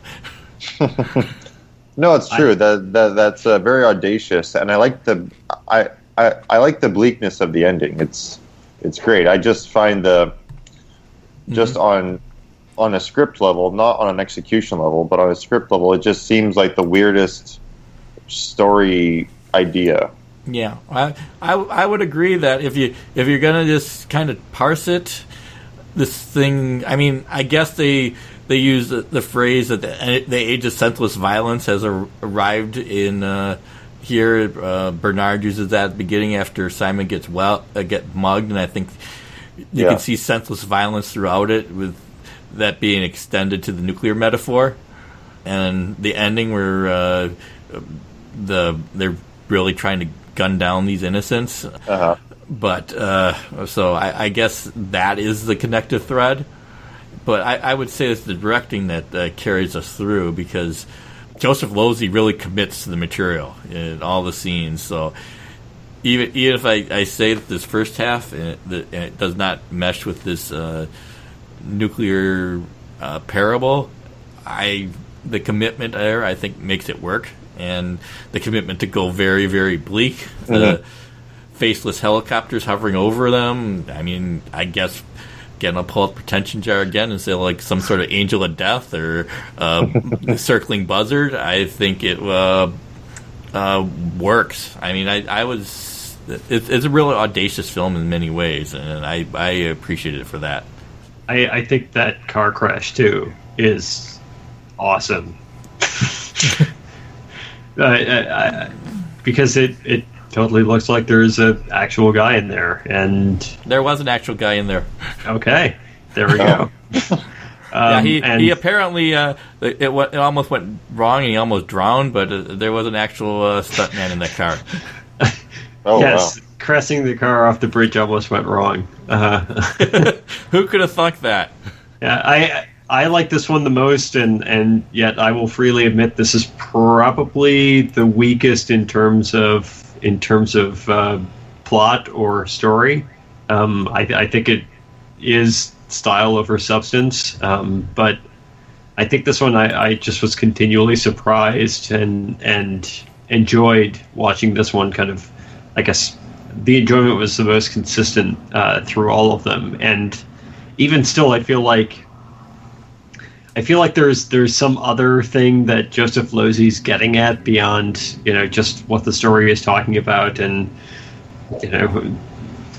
these kids being radioactive and all that. I just feel like there's a bit more care and effort put into something either beyond the story or perhaps like more subtly associated with the story, and it makes me want to rewatch that. And I tend to respond to those movies a little bit better than something that's very straightforward. And I also love the fact that Oliver Reed can knock a man out by punching him in the back. So here's a thought I had. Do you think maybe instead of a movie about nuclear anxiety, this is a movie about youth anxiety that uses radioactive children as a metaphor instead of the other way around, instead of the teddy boys, which I will never get tired of saying because England has the cutest delinquency. If you were to, have you ever seen one of those gang territory maps of Chicago? Yeah, and it has all the gang territories divided up. You just imagine looking at a map like that of London in the 1960s, and you have like the Teddy Boys and the West Side. It's where the hooligans run. Yes, the Jolly Hooligans. And hey, better watch out for them soccer hooligans and the Nippy Pitters. Exactly. Do you think maybe this is the other way around, where it's these kids who are just out for kicks and are sort of this, part of this sexual revolution and part of this, tune in, drop out, sort of movement. Like they are the flip side, and it's So they are the thing that is to be feared, and the only thing that can capture sort of the old generation's fear of these kids is the atomic bomb or the threat of the atomic bomb. And by making literal radioactive children, they stand in for those sort of as Cody pointed out, like kind of proto Clockwork Orange kind of gangs. Mm-hmm. Sure, I think you could also read it too as like, you take the swinging side of Britain in the 1960s, and you have the gangs, you have the casual sex and just picking up people and taking them on your boats, and then while you're enjoying yourself, you come across the man who is killing your children. Like I think there are a lot of different ways that you can take that. Yeah, I would kind of think that Losey's engaged in a bit of misdirection here. You think the gang is really bad, but it turns out in the end that it's really the establishment that is the bad guys is going to destroy us all. Or imprison us, or use us. And that's what the cynicism is in the film. The film is cynical because it's basically there's no moral center. Like the moral people are the ones that get killed. The ones that want to help children and stuff like that. They're the ones that die. Mm-hmm. I also love when King is driving away in his badass car. The one kid hops in and he says, "Oh, you can't come with me. You can't come with me." "Oh, come on, King." "Oh, okay." I'm like, all right, here's the start of a whole different movie. Yeah. The Adventures of King and Kid. You ever heard of a rent boy, son? Let's go down to the penny arcade. Yeah. Yeah, I think that the fact that they have a teaching scene is comes into belief. I mean, Bernard is engaging in cold logic, but he's not teaching them morality or teaching them. I mean, he's teaching them facts, but he's not teaching them any morals or ethics or goals. I guess there's a difference between survival versus living. You have to, even if he is right that they are the only hope for the world, what is he teaching them to pass on? I mean, Freya is leaving behind her art, and I don't think Bernard's leaving him with anything. So I think that's part of what the film is getting at. Well, they do have modesty, because they all freak out when he tells them to take their clothes off. And did anyone else kind of feel creepy as like, I don't really want to know how far this scene is going to go? It is a weird moment where it's like, all right, the boys' shirts are off. Okay. And it's almost like it's just almost out of an afterthought. like, sorry, go ahead. No. It's just like you are just like sort of. He doesn't say, "Children, take your clothes off," and then it cuts away to a different scene. You're just watching it happen, and there is this moment where it's like, how far is this going to go? Yeah. What is it sort of adds to the feeling that you are in the hands of a madman. Yes.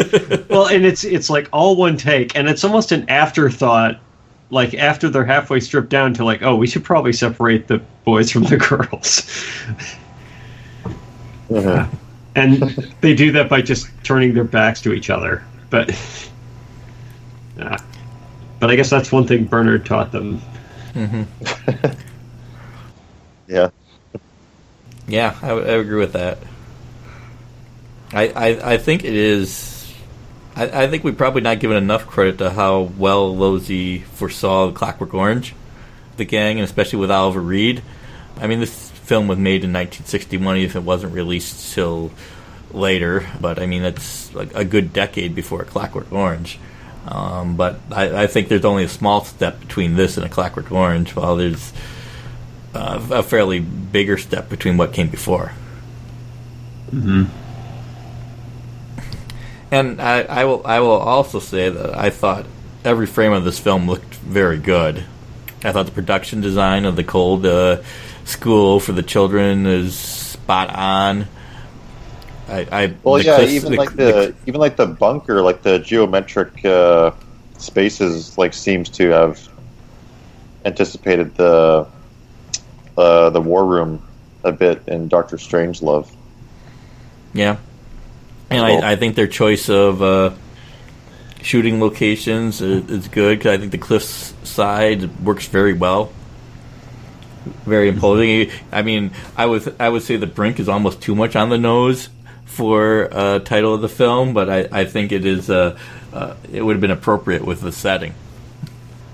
Yeah, I would say it's a bit on the nose as well too. I think The Damned is a better title because it just basically doesn't, like, once you watch it, you're not sure who it's referring to. Is it the radioactive kids, or the amoral youth, or the amoral government? Or the innocent boat owner and I guess the girl he picked up, or the sculptress. I mean, or all of them. Mm-hmm. Yeah. I mean, I think it's a purely accidental title. They were clearly looking to cash in on Village of the Damned, but I think it's a title that worked. But again, that's a universal title you can stick on just about anything that ends badly, and it'll work. Mm-hmm. Also, effective use of radiation suits. I can't think of that many other movies before this time. I'm sure there's got to be quite a few in the 1950s, but just kind of having them be anonymous and creepy looking. Mm-hmm. Mm-hmm. Yeah. Yeah, and I will say that they went the opposite with the children than Village of the Damned, because they pretty much behave like normal children. And I think it worked very effectively at the end when they're being all locked up again. That we know who the victims are here. Mm-hmm. Yeah. Obviously, if they're radioactive for whatever reason, it'd be hard for them to mix. But they're not just being separated; they're being locked up and not allowed out at all, or to have any contact with anybody else whatsoever. So, I mean, it is fairly cruel that what happens to them. Yeah. I think also, like, of all three films, this is probably the one where science is the biggest villain. Yeah, and it's probably the one where the science is the most dodgy. Mm-hmm. Yeah, it didn't even use a microscope. Well, they really don't discuss much of that, and I don't know any reason that radioactive children should be cold to the touch, or how they maintain their radioactivity over years. There's got to be some sort of half-life here, right? So yeah. It seems kind of odd, but I'm willing to go with it. I mean, it's probably more of a science parable than it is a science fiction story, but I think it's... as I said, I thought it was fairly effective how far it was willing to go with its message. Mm-hmm. Yeah, agreed. Depending on what that effect was supposed to be, I guess I agree. If that effect was supposed to be bewilderment, then this is one of the most effective movies I've seen in a while. I don't know if I have anything else to add here. Anything else want to chime in? I think I'm all damned out. You did mention something that made me think of Village of the Damned that I didn't say, which is there's a moment where all of the scientists in the military are having a meeting in Village of the Damned where George Sanders is making his case for keeping the children around and studying them and, discovering their potential. And someone makes the very, very fair point that he is maybe not an unbiased observer in this matter, given that one of the damned is his child. And instead of arguing that point, he just says, well, let's hear what the rest have to say. And I found that a really cool, down-to-earth, very scientific kind of a moment where he's like, I will concede that point, so I won't influence anyone else. I will hear what they have to say first. And, what they have to say is ultimately inane and doesn't contribute to the conversation, so it goes back to him. But I do like that moment that sort of just establishes him once again as like this very rational scientist, even in the face of something that could be very emotional for him. Yeah, I think Sanders is good. I mean, he clearly of all the leads, he's probably the best written of them, or at least the most fleshed out. I mean, Oliver Reed is Oliver Reed, but I don't know how much is his writing and how much is just Oliver Reed's performance. And I would say that the adults generally get fairly short shrift in writing in all of these films. Well, at least in Village of the Damned, the children are I won't say have a lot of personality, but are certainly their powers and abilities and how they see the world is more than adequately delineated on screen. Mm-hmm. Any other creepy kids films that we would like to mention? Oh, there's The Brood. Pet Cemetery. The Brood with Oliver Reed. Mm-hmm. Pet Cemetery was mentioned earlier as Stephen King's sort of obsession with creepy kids. That's a great creepy kid in that. You had the sort of dueling creepy kid movies of the 2007, I want to say, which is Joshua and Orphan. Okay. Both of those I recommend. They're horror, not sci-fi films, but I do enjoy them quite a bit. Mm-hmm. Does The Shining count? Yeah, I would Shining. say yes. I don't find that kid creepy at all, but yeah, he's the hero. Is he? Is he really? But also the two little girls. Ant Crothers is set up as the hero, but he kind of gets dispatched quickly. Mm-hmm. Well, it's still far into the film and time-wise. That's true, but quickly, Tuesday happened. So. The most heroic possible moment he could have, he has the least heroic possible moment. Yeah. Yeah, he's got a weird characterization in that movie. He's really nice in the kitchen and in the pantry, and then he's sitting in his room with like weird pornopography on the wall. I never understood. Is that his room or is that like someone else's room? Or like some like hotel room? That's an apartment. Yeah. That's just the kind of dude he is. I guess so. He is just a swinging fucking dude, and he's going to bring women back to his sex pad, and I don't want to spoil anything, but I think sex is going to happen there. Like, that is the kind of dude he always comes across to me. I think the kid in... I forgot. I had it on the tip of my tongue. Go ahead. Someone else go on. I'll remember this. Yeah. Martin Stevens, the lead kid in Village of the Damned, is excellent in The Innocents, even better than he is in Village of the Damned. Again, playing a more adult kid, or a kid with an adult spirit in him. And he plays very well off of Deborah Kerr. If you haven't seen The Innocents, I would highly recommend it. It's not a science fiction film, but it is a horror film. Yeah, that's a classic. Who Can Kill a Child? Okay, never heard of it. Now that we're getting into more crazy cult territory, I remember. Have any of you seen Burial Ground? No, I have not. No. It is the worst / best Italian zombie movie of that cycle. And there is a little person who plays a child in that film. And the purpose for why they have a little person playing the child, I mean, it's quite clear that it's not a child and it's an adult who is small, but you don't realize that until the very end, in which so the premise is, I guess he's so frightened by the zombies that his mother, to comfort him, whips out her breast for him to suckle on, even though he's like set up like he's 8. And then he has been turning into a zombie, and then as a zombie he bites off his mother's breast. And the entire time he's been this adult playing a child, because they couldn't actually have a scene in which they put a breast in a child's mouth. So it's this. So the whole time you're watching it, and it just feels off and wrong, and then you see the ending, and you're like, "Oh, it turns out it was off and wrong. That's terrible." but at least there's a purpose. So well, they do that in Game of Thrones. Well, not to bite it off, but suckle a unnaturally old child in that. Oh yeah. Did we say Omen? Oh, no, we did not. That would count. Yeah. I haven't seen the. Oh, and also, what's and if that we're talking, The Exorcist. yeah. Well, Rosemary's Baby, maybe.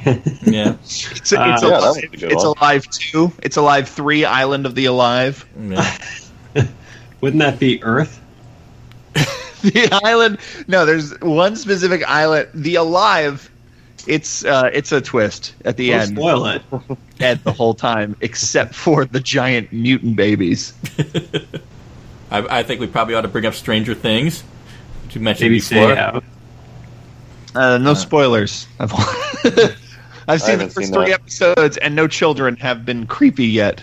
Have you seen the movies? Well, 11 is kind of Steven creepy, Spielberg and John Carpenter. Like that's. Well, no, I'm very familiar with it. I just don't really feel like watching it. I don't know. I'll be interested to hear you talk about it, Patrick.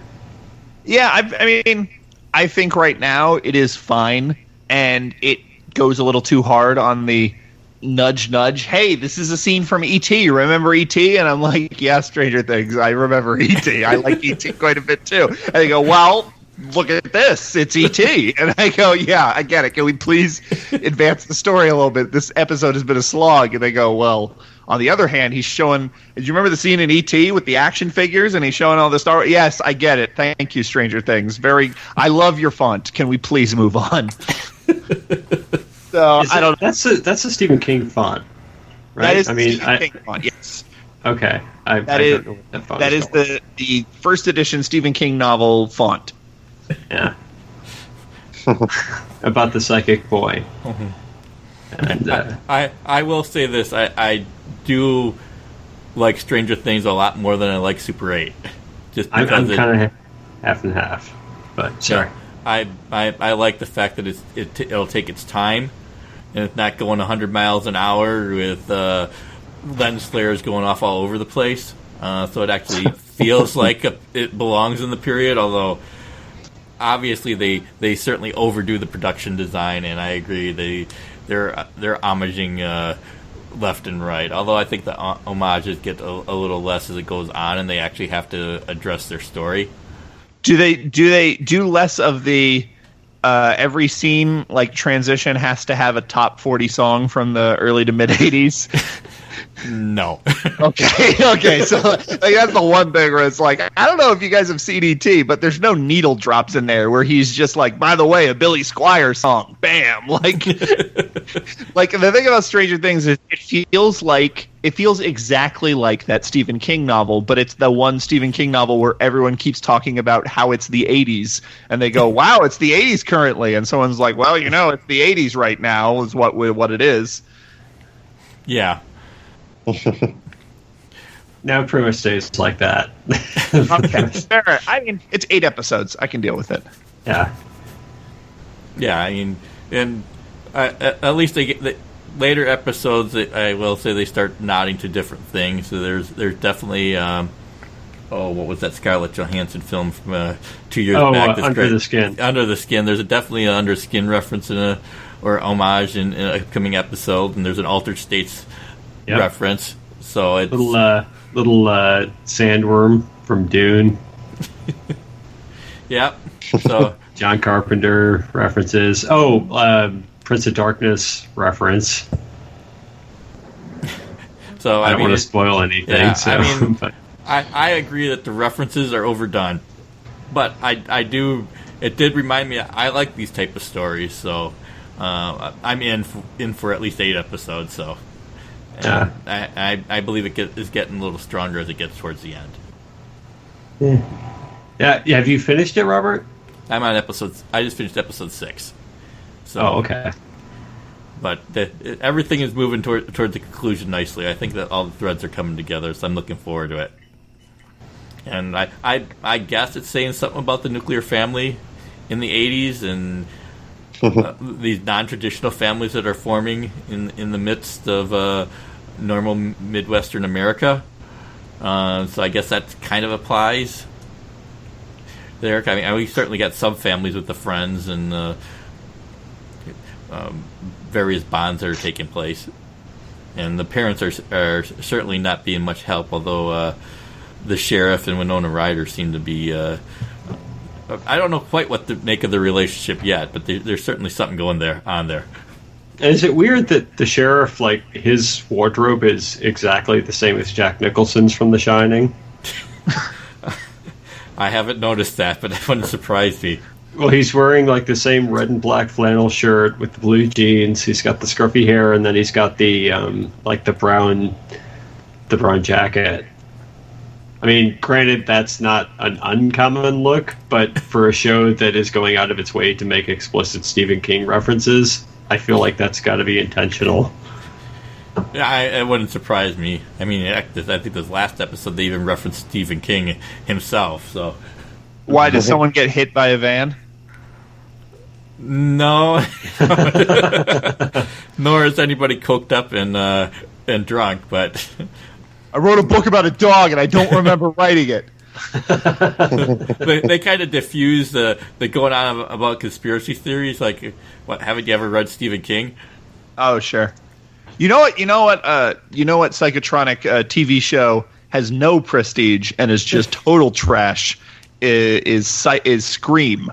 I don't know if you guys have watched Scream, but season 1 of Scream is on Netflix, and that show is a whole lot of fun because it is just garbage. It is so stupid, and you don't have to like sit there and go, "Oh no, I got to form an opinion because it's a big cultural moment." It's just like the goofiest slasher movie antics for way too long. I love Scream, so that's more my speed, I guess.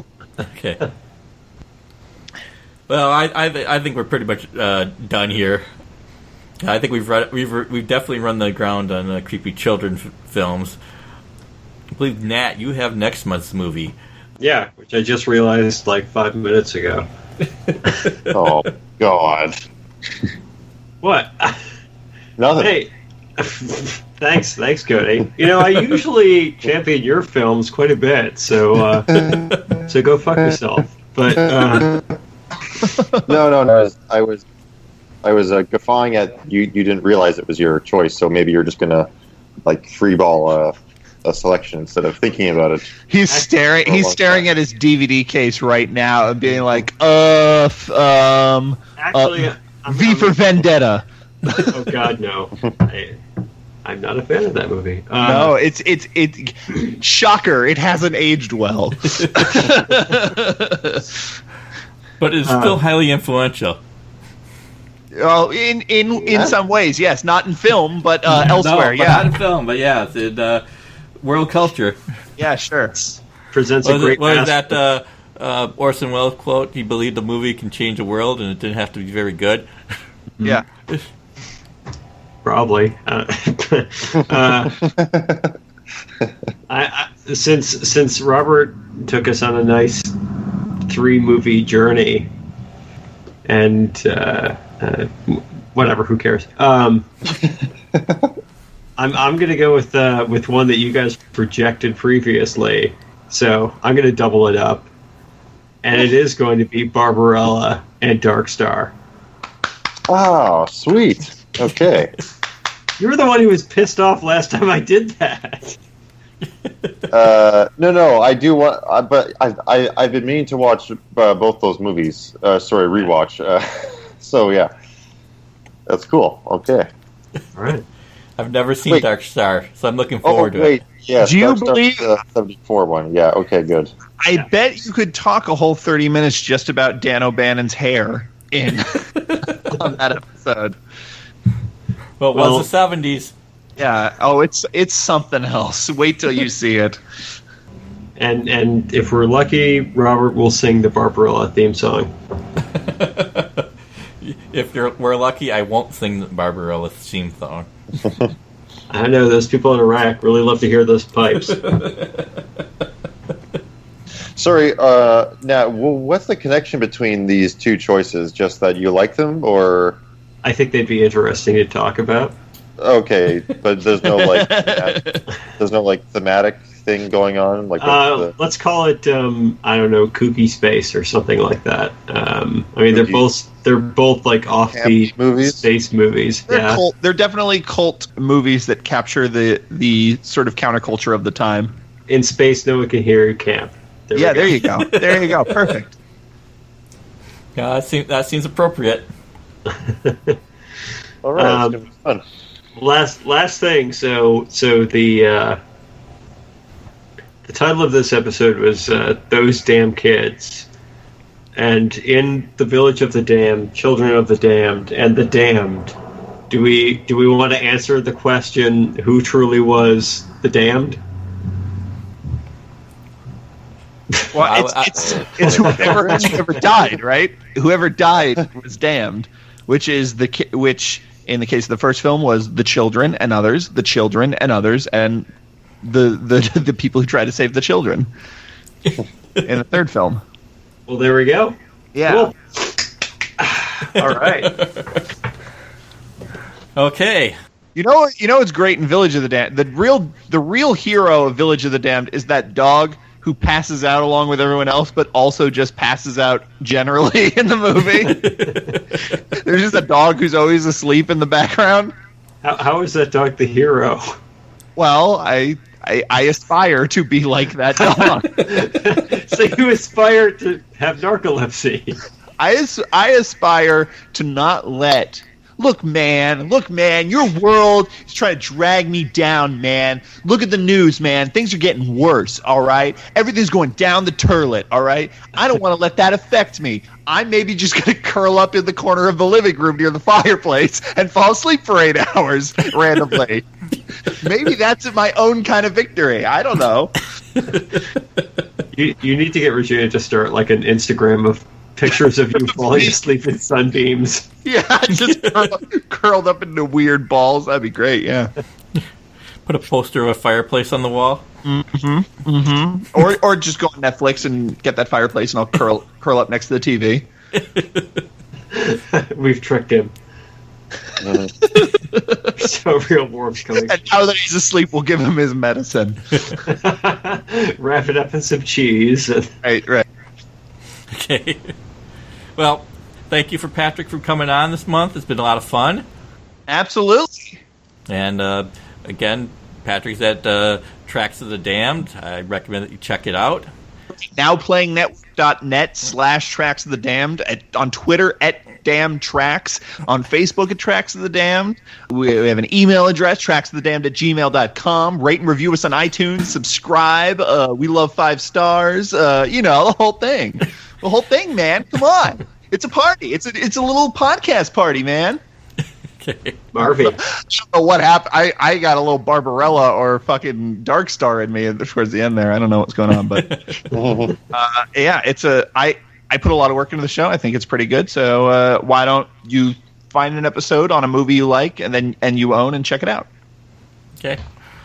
You can send feedback to skies@wherelongtailends.com, or you can just leave a comment on the topic at wherelongtailends.com. So thanks for listening, and we'll see you next month with Barbarella and Dark Star. Bye.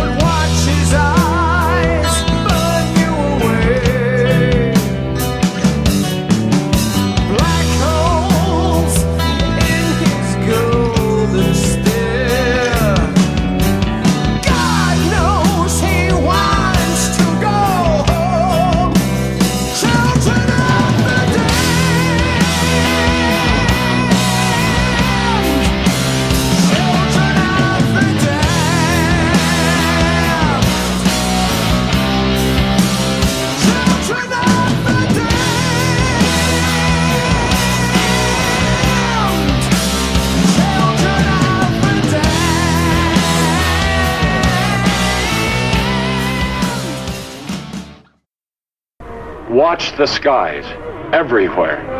Keep looking. Keep watching the skies.